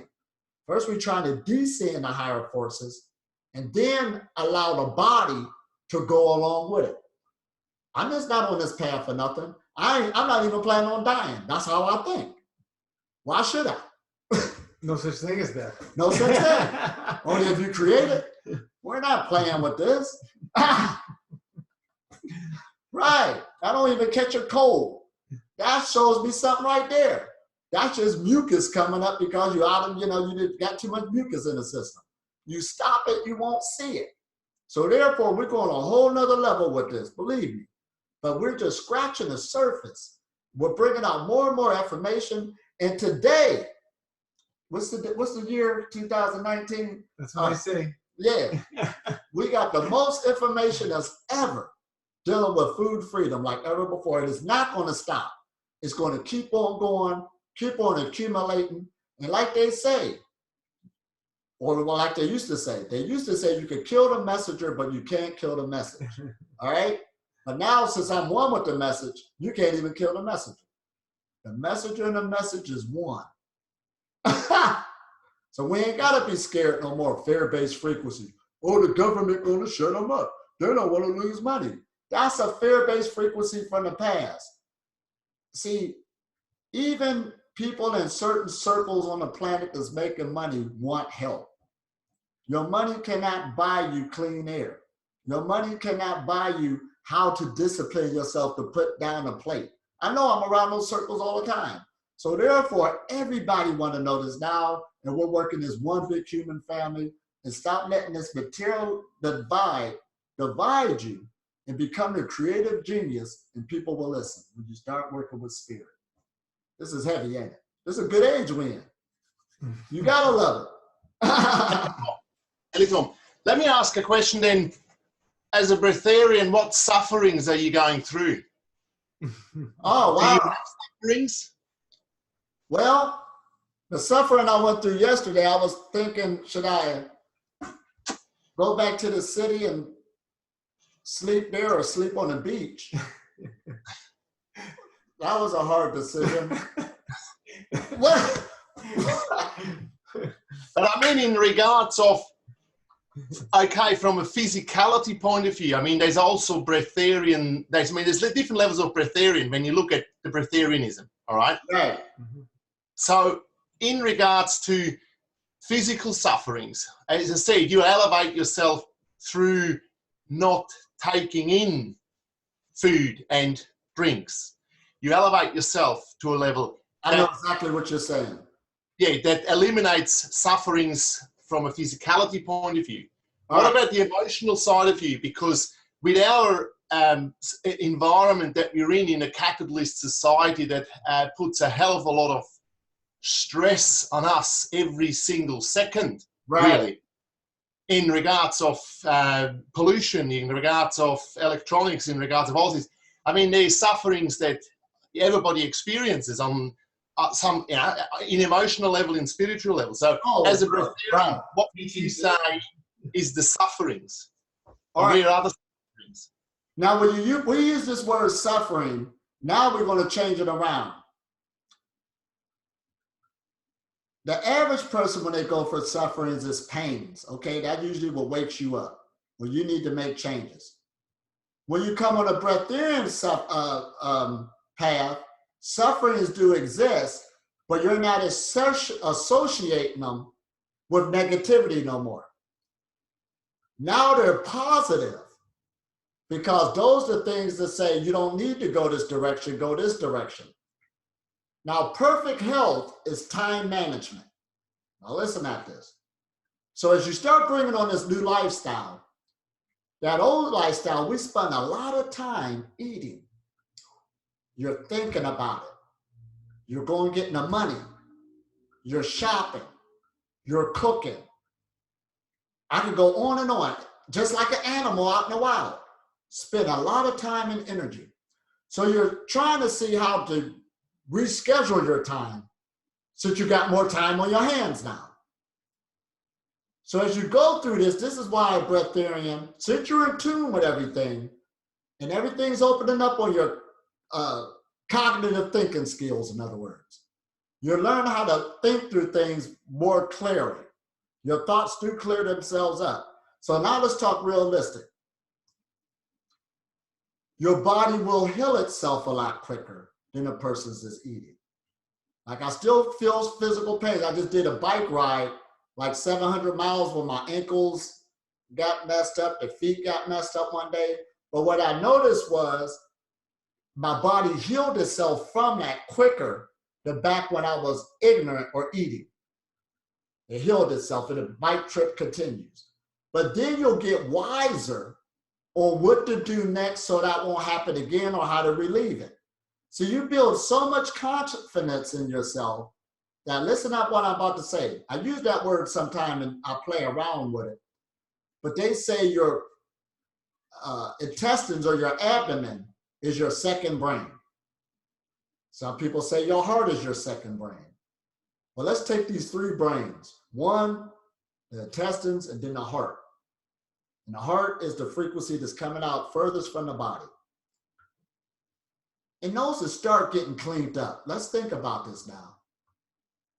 They're cleaned up. And you live in this all-knowing realm that's self-sufficient, self-sustaining. That's what nature is showing us. So now you're on that same level where you're doing the same thing. What sufferings did that being have? First of all, what this being realizes or know, any situation that they're in, they can figure out the answer. It will bring them the right event or the right situation or the right person who will come to them on how to handle it. That's the confidence you pick up. So in other words, a Breatharian is a genius. They've transformed from a Homo sapien to a Homo genius. There's some things you don't pick up no more because you know what it's going to cause. You done got a little smarter on how to handle this society. See, I'm a minimalist. I didn't do that on purpose. The more I became trust myself and trust the universe around me, materialism started falling itself off. It was stagnating my mind. What do I want that for? I don't know what I want. So it's a whole different ballgame. I'm trying to use the right words to explain this experience. Because just like anything, if somebody walked on the bottom of the ocean before, they're trying to tell you about how it looks and how it feels to go on the bottom of the ocean, but you will never know until you go yourself. You understand? So the suffering that Breatharian goes through is always in a positive light. It's sort of like you're going someplace. Like I had this one thing set up where they canceled it. Now, there was a time in my life I'd be crying, what am I doing now? They canceled it. But that canceling opened up another door because I knew this. And it's even better than the one before. So you are living in a realm of so much positiveness that bad things don't happen to you like that no more. It's over with. And it's so deep that when I start coming into this lifestyle and this belief system or this way of thought, I'm sitting there waiting for something bad to happen because that's how I grew up. That's how bad it is. We grew up so much like that. I'm waiting for a tree to fall, waiting for something to go bad, and nothing's happening. It's supposed to go smooth. So as you grow into this lifestyle, just give yourself time. We're talking about giving your physical body time, right? But keep in mind that thoughts are the first manifestation of physical matter. They are things. And those would change also, because the physical body changes the physical mind, and the physical mind changes the physical body. This interaction will take place so we can become whole again. I hope that kind of answered. Yeah, it does. It does. Look, it's just for me. You see, the other next question I would have then is in Breatharianism. Do you think Breatharianism is actually a natural state, or is it a man fantasy state? I love it. Oh man! Now listen at this now. I'm listening. I'm all ears. All right, here we go. Is Breatharianism a natural state? Now, there's a reason why we're putting this with the cosmic sciences or the spiritual sciences. Now, your physical body was born into this realm. Okay? So just like nature is showing us, every animal that's born into this realm eats, sleep, and drink, and it breathes. Nobody's arguing that. It eats, sleeps, drinks, and breathes, and it procreates and has sex. And it looks for shelter. That's what we do, just like any other animal do. That's a natural state. Now here we go with the Breatharian message. And this is what makes us different than other animals. Now we're noticing the energy that got the body moving. In religion or metaphysics, they say it's our higher self. And what is that? We're looking in the sky, my higher self. But there's something in us that we're trying to find. Seek ye first the kingdom of God, all these things will be created into you. Going inside, what does this mean? So now let's make this make sense. As we transform this vehicle through the Breatharian knowledge, it is also natural, but it is natural on an energetic level by the rules of energy, because your inward body don't need no food. The spirit, it don't need to go to sleep. It don't need to drink. It don't care about shelter. It don't care about having sex, but it does care about development. The physical body don't care about development. It just cares about the here and now, and it cares about pleasure. You see that controversy taking place? So it's like two beings in one. And the average person is like, have a split personality. There's one side of you, which is the physical body, since it was born here, is craving for these desires that lead to pain and suffering. And then there's this voice inside of you saying, we need to get ourselves together. We need to quit. We need to stop. That's the energy body. All right, here we go now. So what we're doing, both of them are natural states. One is natural, the other one's natural. But then there's this term called the supernatural. Where did this come from? That's correct. Where did it come from? Because see, my little thinking. If I go out in nature, I can find anything. I can live in nature. Do you know what I mean? Right. But where in nature it actually exists Breatharianism? Where? Just where does it exist? In nature. Have you seen animals living Breatharianism? Oh, for me, I'm just saying, I understand that we create that we're a being, that we're nature, we are nature, you know what I mean? Even in our whole thinking, doesn't matter how negative we think, how positive we think, we're still nature. We still act by the law of nature. right. But we elevate ourselves a lot of times above nature, as we do look around in society, look at in the computer. That's not nature. That is human fantasy. That is elevating ourselves above it, you know. And for me, when I look at it, if I would live just out in nature, just in the bush, I mean, you've done that many times, you see, you've gone out and just lived. What do you live by? If you live by the law of nature, you basically go and eat a bit of this and eat a bit, whatever you're going through it. I see what you're saying. All right, here's perception. Yep. When a human being makes something that you said that's not natural, now that's us who's defining it. It is natural, that's why he made it. Yeah.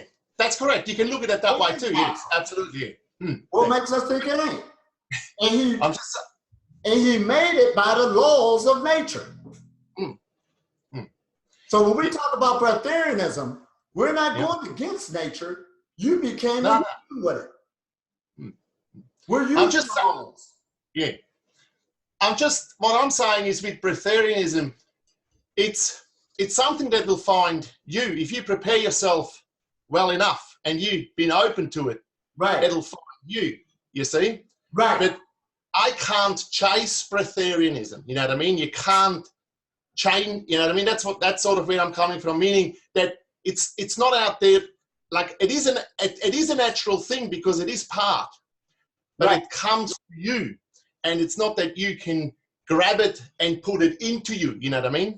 Exactly. I put a post on social media today that said,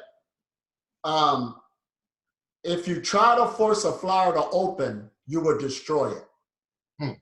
It will open naturally. This is why a lot of them say this is an allowing. And you remember earlier I said, I didn't force myself to do this. What we can do with the spiritual cultivation practices, what we're saying is, you're going to be the tiller of the soil to get the soil together. And then allow nature to open up that petal that's inside of us, to open up that influx of energy. But it is our job to what?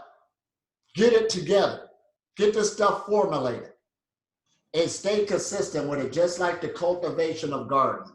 I'm glad you brought this question up. This is very good. Very good to know. So people won't put the tape on their mouths and all this other stuff. And see, the human being is an extreme animal. What makes us different, like we said, this consciousness we have, we can change the external environment like no other animal around.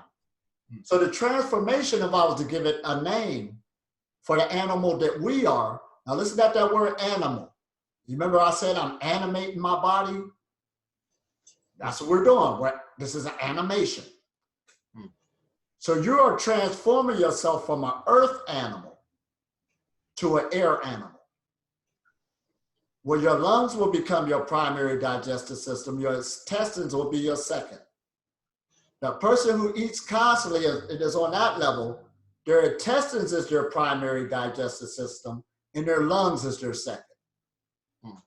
So by setting up this process, that's why it's a process, just like nature. We're recreating something so it can behave differently. It's still the same organism, it's just behaving differently. Sort of like ice is ice and then you got the water. It's still H2O, but the molecules are behaving differently. So even when we deal with food alchemy, the denser foods we eat is going to make the body feel totally different than if a person was eating more of a liquid or bland type diet due to the behavior of the molecules of the substance that went into the vessel. Now, this is what's getting every human being. We live in the bottom of gases. We just can't see them with our eyes, but you're living in. We even pass gas. It goes through it. We're living in a substance, and that's what confuses us. So it's the steam part of things, and we want to use that word. We understand the physical matter. We can see the liquids, but it's that other portion of the gases that's confusing us. So there is a substance that the breatharian is coming into where his body is still the same vessel. First it was handling the denser foods. Now he trained himself to handle things that's more liquidy, where the molecules are speeding faster. And people who usually have that type of diet usually have what? More energy, moving around faster, blah, blah, blah.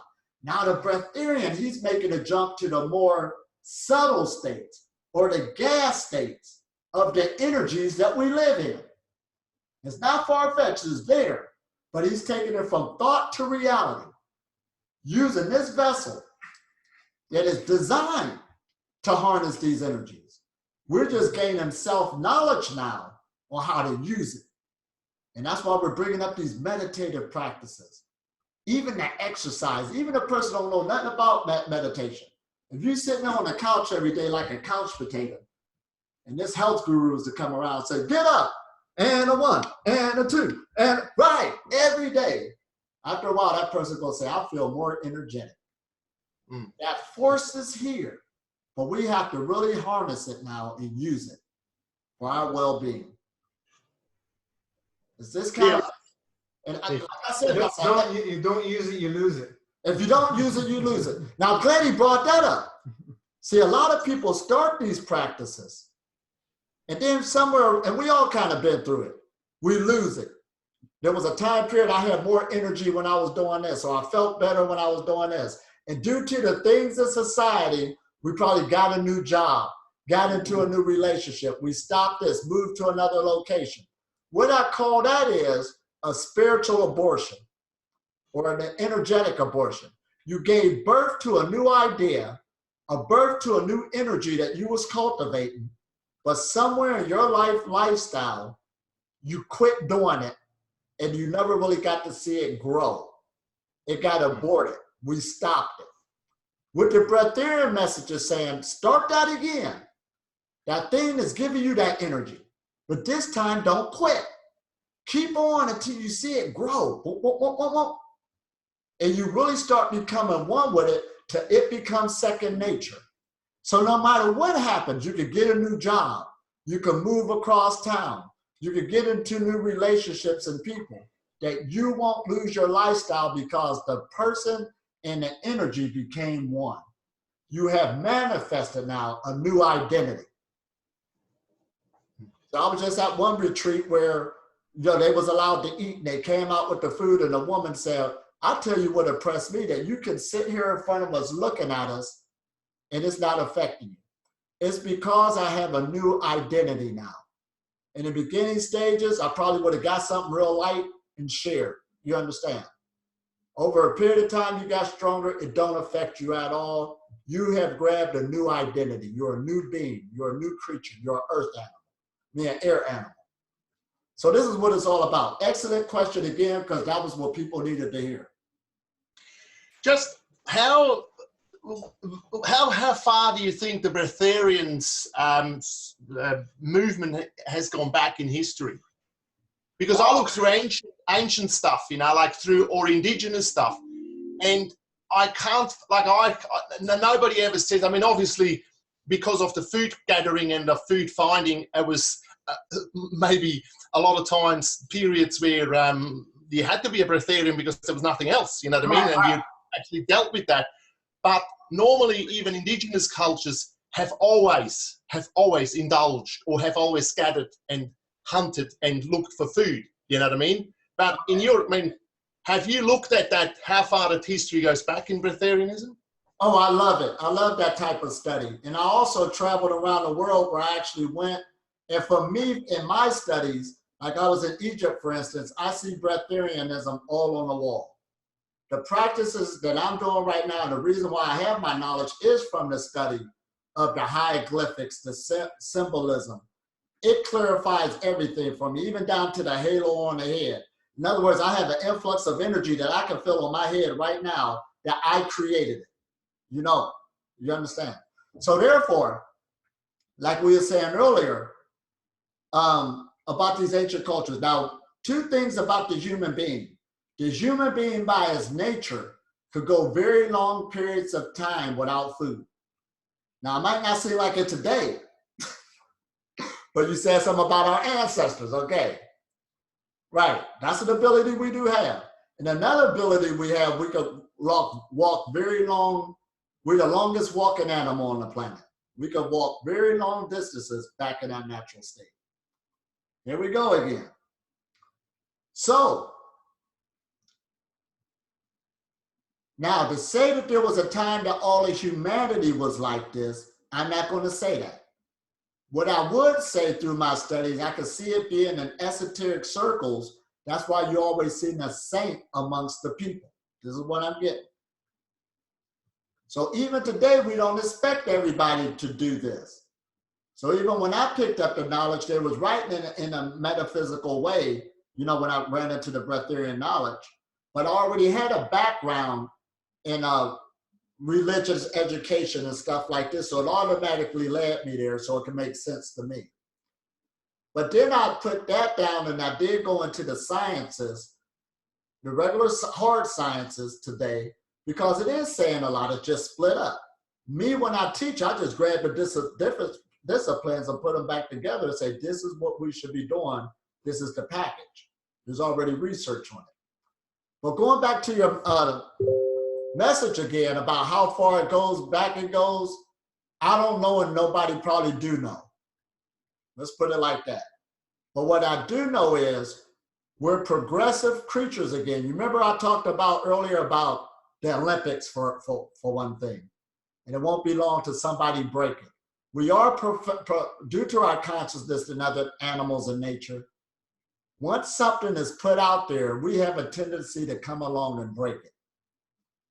And like even when I talk about physical immortality, people will laugh at me and this and that. But if you were to get on the internet right now and look at some of the scientific fundings that's taking place by wealthy families all over the earth, that's what they're doing. Big time in energy looking for it. So this is for only people who's on this thought process again. We're not expected. Some people don't want to live forever. And I can see that due to the physical situation that we're in. Even the lifestyle I'm living, I created this of less stress. There was a time I was real stressful. Those bills that I had to pay, I created those bills. You understand? I did that to myself. So I don't want to do that no more. I could do it again if I wanted to. Why? It don't make sense to me. So it does make sense what you're saying as we're looking at this. Because some people look at their life with the stress going on around it, and they hear this man saying, you don't need to eat. And eating is their escape. It's just, you see, when you grow up in a Western society that is controlled by consumerism and materialism, then you have no other choice. There's no other choice. Remember, I mean, for me, I like the metaphor of the Titanic, you see. We're all on the Titanic. Right. And it doesn't matter if you're in stern class or in upper class, the outcome is the same. Right. And I say, you have a choice, though, when you sit on the Titanic and you have the information that we're going to crash. And you can ask for your life vest and a lifeboat and say, I'm out of here. Okay, right. I'm just jumping. But it's that jump and it's that thing that Breatharianism is really a part of, really, because it makes you independent. It makes you connected back to source. Right. But it is so hard to get and to fathom all, you know what I mean? Because it's like it's as I said, it's when you know you've got to clean your vessel first. You got to make sure. Right. I mean, that's a huge part of it. And when you see how the struggle, and that's why I came about the struggle of a Breatharian, when you get out of that struggle of physicality, of cleaning, there always is, and with age and with everything, even you, Elitom, you age, you know what I mean? We right. all age. We're not here staying forever. We have to go. One way, it's Elitom's day, and he's going, you know what I mean? We all go at the end of the day. Like, yes, we can, and as you said, in the realm of, if I believe hard enough in it, I might be able not to. But as I said, that's something that... How do you want to go? This is yeah. Here and they saying we ain't going, but what I'm saying is I'm not going to the traditional ground like everybody else has been. See, well, that's yeah. The pawn and the king is going in the same box. That's exactly right. Yeah, they're all because we come from it, we go back from it. But I'm just saying that's where it comes then to interpretation or beliefs. You know what I mean? And I'm just saying we're so indoctrinated by not having that free spirit that you're actually preaching, you know what I mean? To have that complete emptiness and that complete belief and will, how should I say? Here you go. This is why this is called the great work. I didn't start out like that. No reason whatsoever. I was in it. You understand? A certain type of way. See, I just said I was overweight. A lot came with that. The way I saw the world, the way I was feeling, trapped, bills that I created, debt, all of that messes with you. You're trapped in this system. The physical is the physical simple thing. Everything else is what people are not paying attention to, right? They're looking at the physical, but they're not looking to fix all the causes, right? To see. Right. So that's why the Breatharian message, the food part is like 10%. It's a small percentage. Dealing in this civilization that we're living in. See, everything nourishes you, but there's so much thing that pull energy from you. So I had to realize that, wait a minute, it's more than just the food. All of these things is pulling my energy where I'm not being sustained. So now I had to look at each and every individual thing in my life and how can I make changes to it? And that's where it begins. We can do that. So that's the process that we're talking about. Don't be intimidated by the food part. It's where we at right now and where we stand in this. That's what we're dealing with. Because the system on what level does not support breatharianism or the average person. Okay, we're on planet Earth and there's people that's homeless on, how can you be homeless on planet Earth? But we got a system where, right, go get that money. Right, this is where we at. But the more we can make these little changes and educate that this exists, of course it's going to make changes in the collective psyche of society, and it's doing it right now. Over the past 5 years, Breatharian went from a jump like it was going like this, now it's like this. Right, just in that short time period. And I guarantee you, and shortly, I give it about the next 5 years, it's going to be all over the planet, without a shadow of a doubt on how fast it's moving. So we got hope. Yeah, look, I'm right behind you. You know, like I mean, I don't see like the it's just when you, as I said, it's just that the indoctrination of our existing system. We don't have an alternate. Breatharianism is an alternate. I mean, it's not an alternative in a sort of a human way, but it's actually the natural. It is a natural thing to be in and to transform yourself into. But see, in ours, and that's why you have the jump of breatharianism, have a jump in fasting, have a jump in people looking, they're fed up, they can see that it's, at the sea that they've been sitting in the Titanic and it's not going good. It's not going good.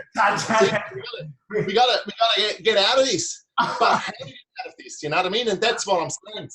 Breatharianism is really, well, the ends pants, because you're basically not connected to the system, the running system.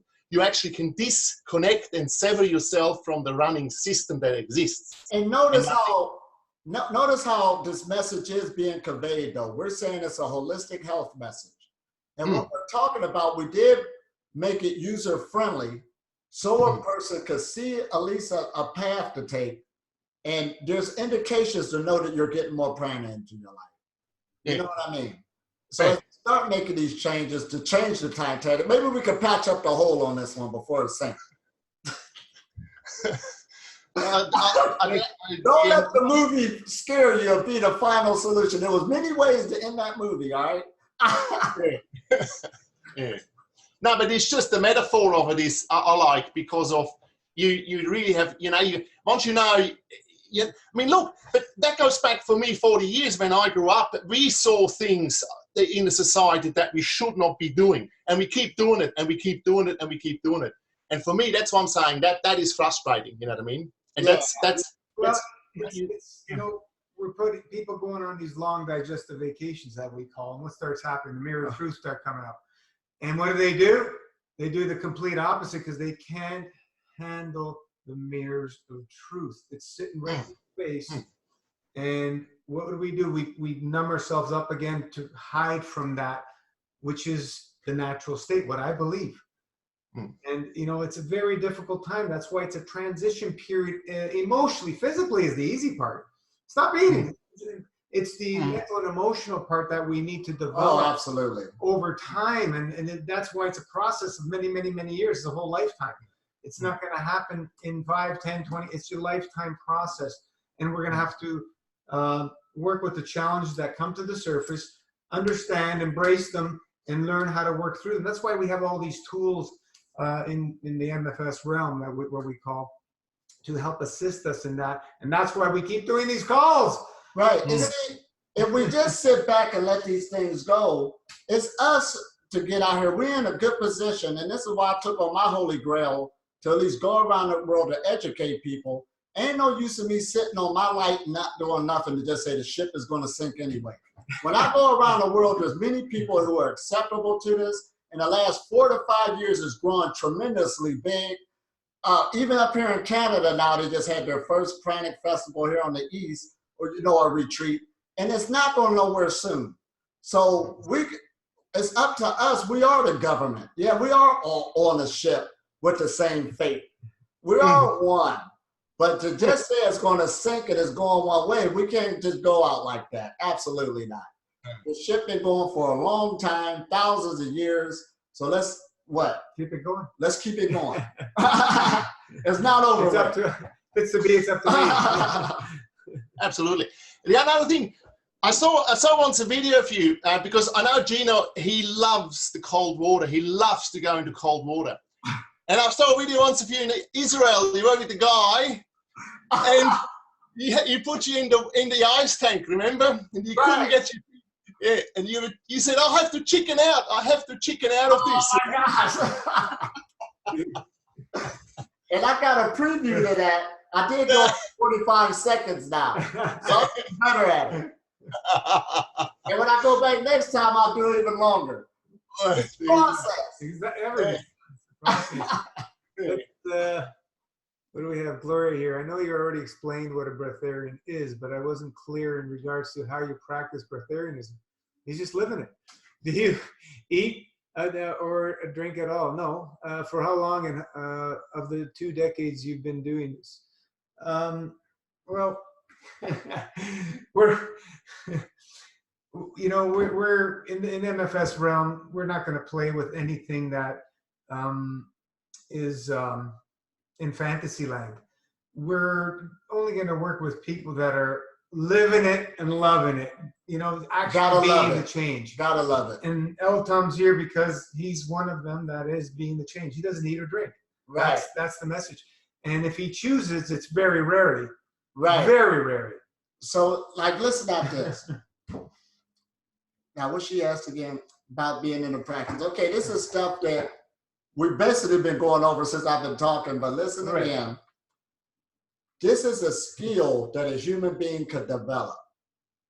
You want to start playing the guitar, and if you practice twice a week compared to a person that practices 6 times a week, and this a year from now, both of y'all got to go do a concert. I'm sure there's no comparison. There's no comparison. So the foundation of this is, like what I started out saying, it's a holistic lifestyle. You're basically slowing down your life and you're taking a look at yourself and you're looking at what you're putting in your body back up from the table, and you're looking at the way you think, you're breathing clean air, you're taking walks in nature. Now, all of this seems simple, but it is not. That is a big thing. We are just taking these things for granted right now. See, a system is invisible until it goes down. In other words, we got these lights on now, but if the lights was to cut off, it didn't come on for a few days, you'd be kind of mad, especially if you paid your bill, because you want that light to come on. So it's the same with some of the stuff we can do as being human beings. I've met many people who lost the ability to walk or something, and they're looking at somebody who's walking and say, I wish I could walk on the grass again, or something like this. So the Breatharian knowledge, it makes you in tune with, if anything, to appreciate these things we're already doing. See, a spiritual practice isn't really teaching you to do nothing new. Let's take Tai Chi, for instance, movement. All of us move. It's just making you aware of your movement and the energy within your movement. Is this making sense? Yoga, for instance. All right, I don't want to disrespect it by saying it's stretching, but I am. You're stretching. A dog knows how to do that after he took a nap. A cat does that. Be aware of your stretching. So all these spiritual practices is things that we're already doing. It's just making you appreciate and being aware of these energies that we already do. So a couple of decades, you asked, have I been doing this for a couple of decades? Yes, I've been on a path for a couple of decades. Before, I was not aware, you understand, of what I was doing. I ate anything, doing anything where everybody else is doing. Everybody's waist was getting bigger. My waist was getting bigger. I thought that's how you were supposed to be. You understand? Make sure you eat breakfast. That's how I was living.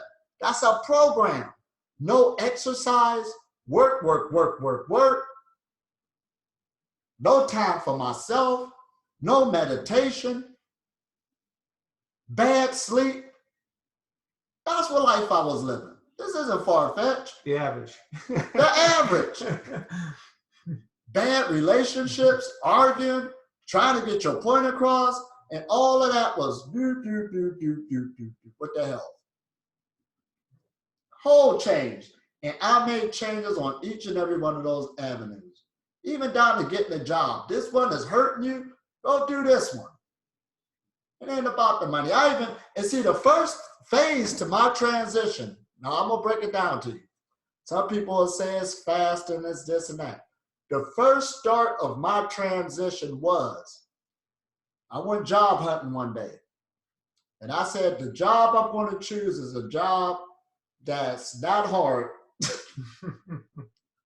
Listen at this now. And the money that I make from it, if I can't afford nothing for what this job is going to give me, I don't need it. I had to make that declaration with myself to start spending more time with myself. That was the first phase of the process. Get out of the rat race. Stop trying to be like the Joneses. I was like the Joneses trying to help people before, but there's a saying that says, how can you help others if you can't even help yourself? That's the first phase of the process. How much time do you got for yourself to make this happen, or you'll never see it? You're too busy. So a person that has this busy lifestyle, yes, that's going to be hard. Yes, it is. See, let's take that word poverty. There's a poverty of destitution. No food, no water, no sanitation, no education, no housing, no medical. That's poverty on one level. But there's another poverty, and it's dealing with spiritual poverty. And what is that? That's called the quiet life. Now listen at that, the quiet life. Because when you slow life down, that's when you can start thinking about yourself more. Thinking about what your needs really are. Start to really love yourself. If you're too busy, you can't see yourself. So in spirituality, the Breatharian path, the first start of it is, for the last 20 years, I've been living a quiet life. It's, and this is when people start doing this, they have no choice because they have so much more time to be quiet with themselves, and they don't like what they see, right? Right. The mirrors of truth, as we've spoken earlier, and this is the challenge, and this is why we have support systems. You can't. Absolutely. We got so many tools today to allow people to take this process and be successful with it if they understand it's going to take the time it takes, and everybody's going to be different. And it'll give you more time in the long run. Right.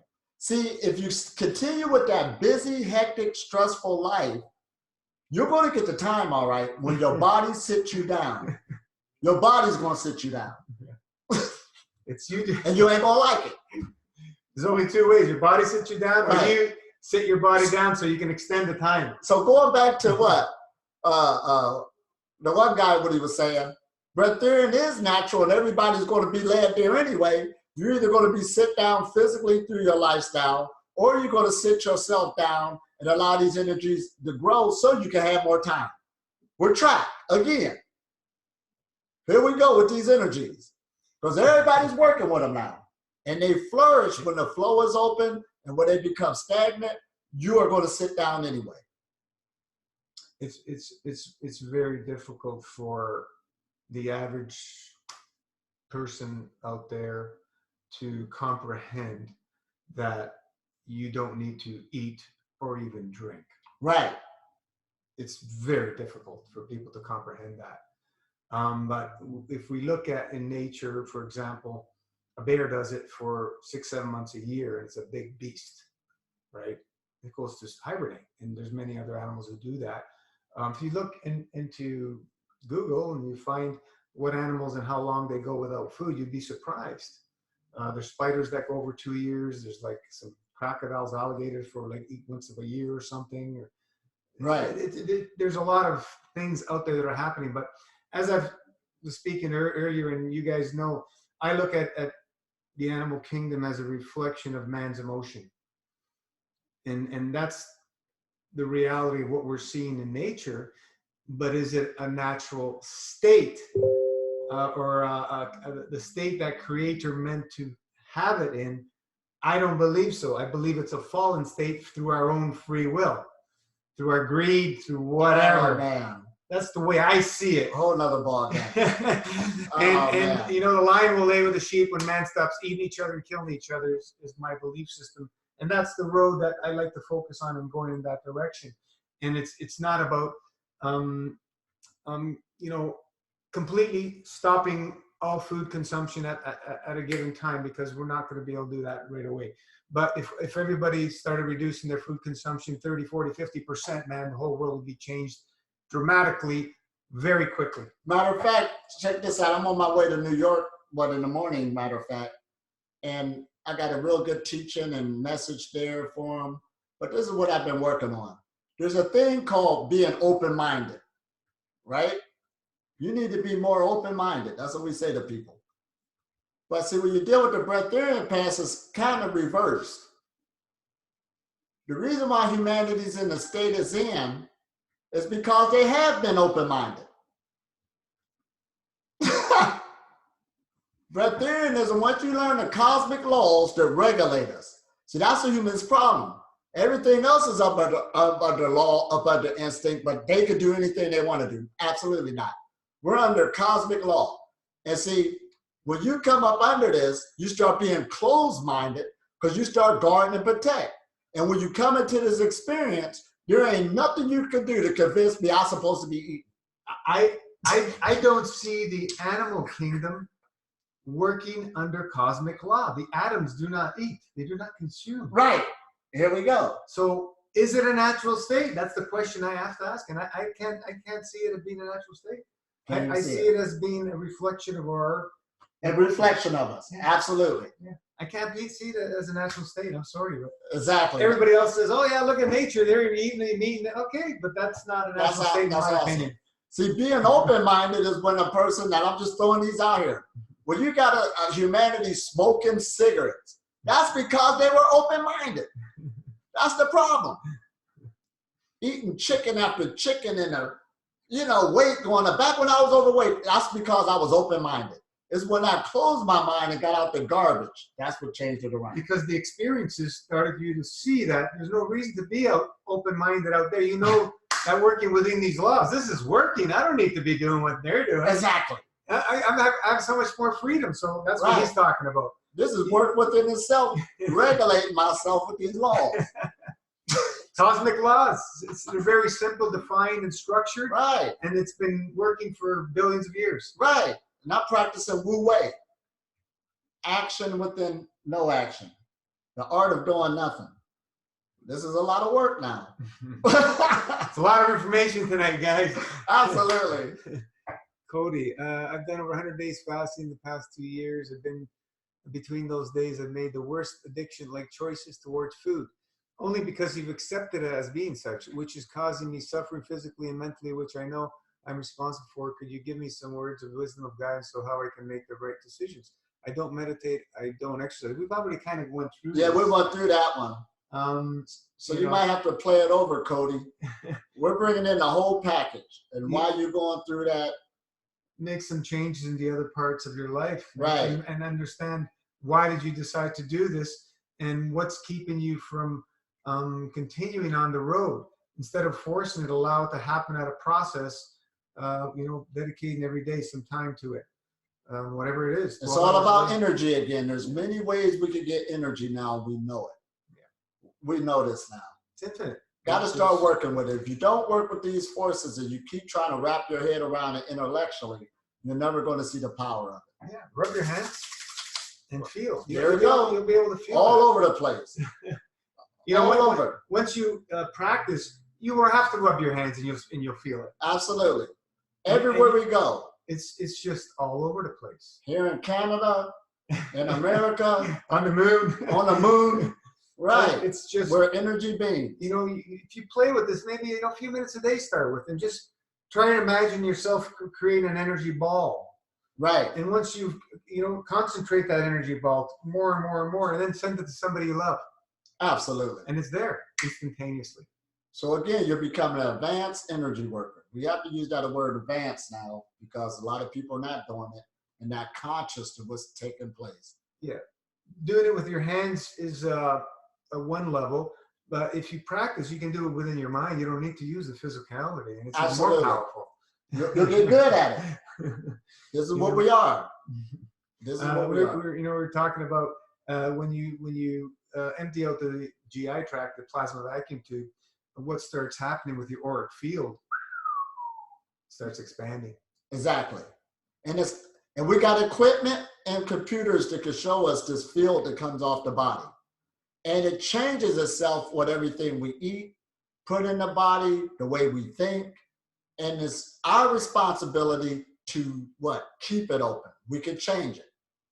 That's what it's dealing with again. It takes great responsibility for me to also maintain this lifestyle.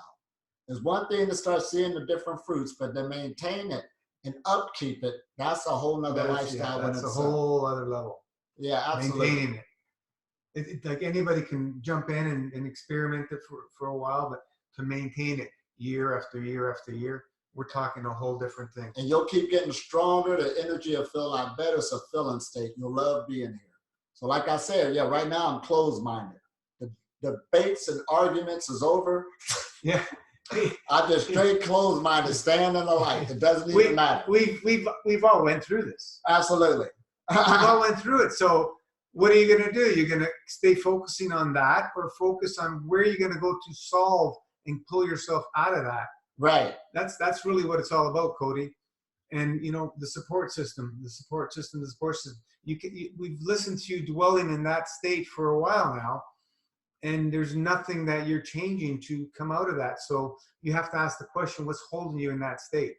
Because we can't take you out of there. Right. And like we said, and this is just the reality of it, but working with energy is beneficial, but there's also a healing crisis that takes place. We call them healing reactions. I call healing crisis going to the hospital and getting treated. Yeah, healing reactions. So that does take place. But what people got to be careful too is that this energy, once you start working with it, can start making you think too fantasy-wise. You know what I mean? Okay, you can feel the ball now. Now you want to do stuff that's too fast or crazy, and that will hurt you too. Get too fantasy with it. So we got to be careful of that too, because respect the energy. I do draw a lot of people too, that's good, that's on the path, but you also draw people that you cannot help because there's other mental things going on, thinking too fantasy with it. So you got to be careful and always ground yourself, put yourself back in check, and see what's possible as you bring yourself into these new levels. Is this making sense? One step at a time. One step at a time. So again, this was pretty good. We've been on here quite a while. 2 hours. 2.5, 2:20. It's been good. Yeah, it's awesome. This is good. Once again, if I'm ever in y'all's location, we can meet in person. Don't worry, I'll be in Australia one of these days. And it's been good. Anything else? I think I just want to show Elitom the beach. I just want to entice you. I'll feed you. This is a very high energetic place. Oh, I know it is. Matter of fact, Australia had their first pranic festival this year. Yeah, which is around here, Sunshine Coast. It's around up here. Oh, it's a here very we high go. energetic place. Yeah. I'll be there shortly. Yeah. So I'm trying to get everyone to come. But Elitom, the water might be a bit too cold for you here. Right. We can warm it up. But see, that's why we introduced global warming, so we can make things a bit warmer for you here. You know what I mean? We'll break that record. Watch. Oh, this is awesome. Once again. Anyway, I think we've gone long enough. It's been a blessing to have you here, Elitom. You know, spending your time with us. Absolutely. Sharing your knowledge. And this was wonderful. Keep up the good work. Keep going forward. And this is what? A spiritual health message. I like that. Spiritual health. We might as well just bring it back. Not just health, spiritual health. Energetic health. So we can keep bringing this light inside of us and watching it blossom. It's already there. Just sit back and start enjoying it. Yeah. Just watch what's happening over the next few years. It's going to be awesome. It's going to be pretty amazing what's happening. I think that's Rana. Absolutely. Oh, thank you so much, Elitom. Thank you, everybody here. Love you heaps. Thank you so much for this space that we've had today. This is awesome, especially for my 49 years around the sun. So I really appreciate that. Voila. Oh, likewise. Hi, Rana. We're closing it up. Voila. And it's a good wrap up. Good group. We got a good group here on Facebook Live. So again, it's our job to bring this about.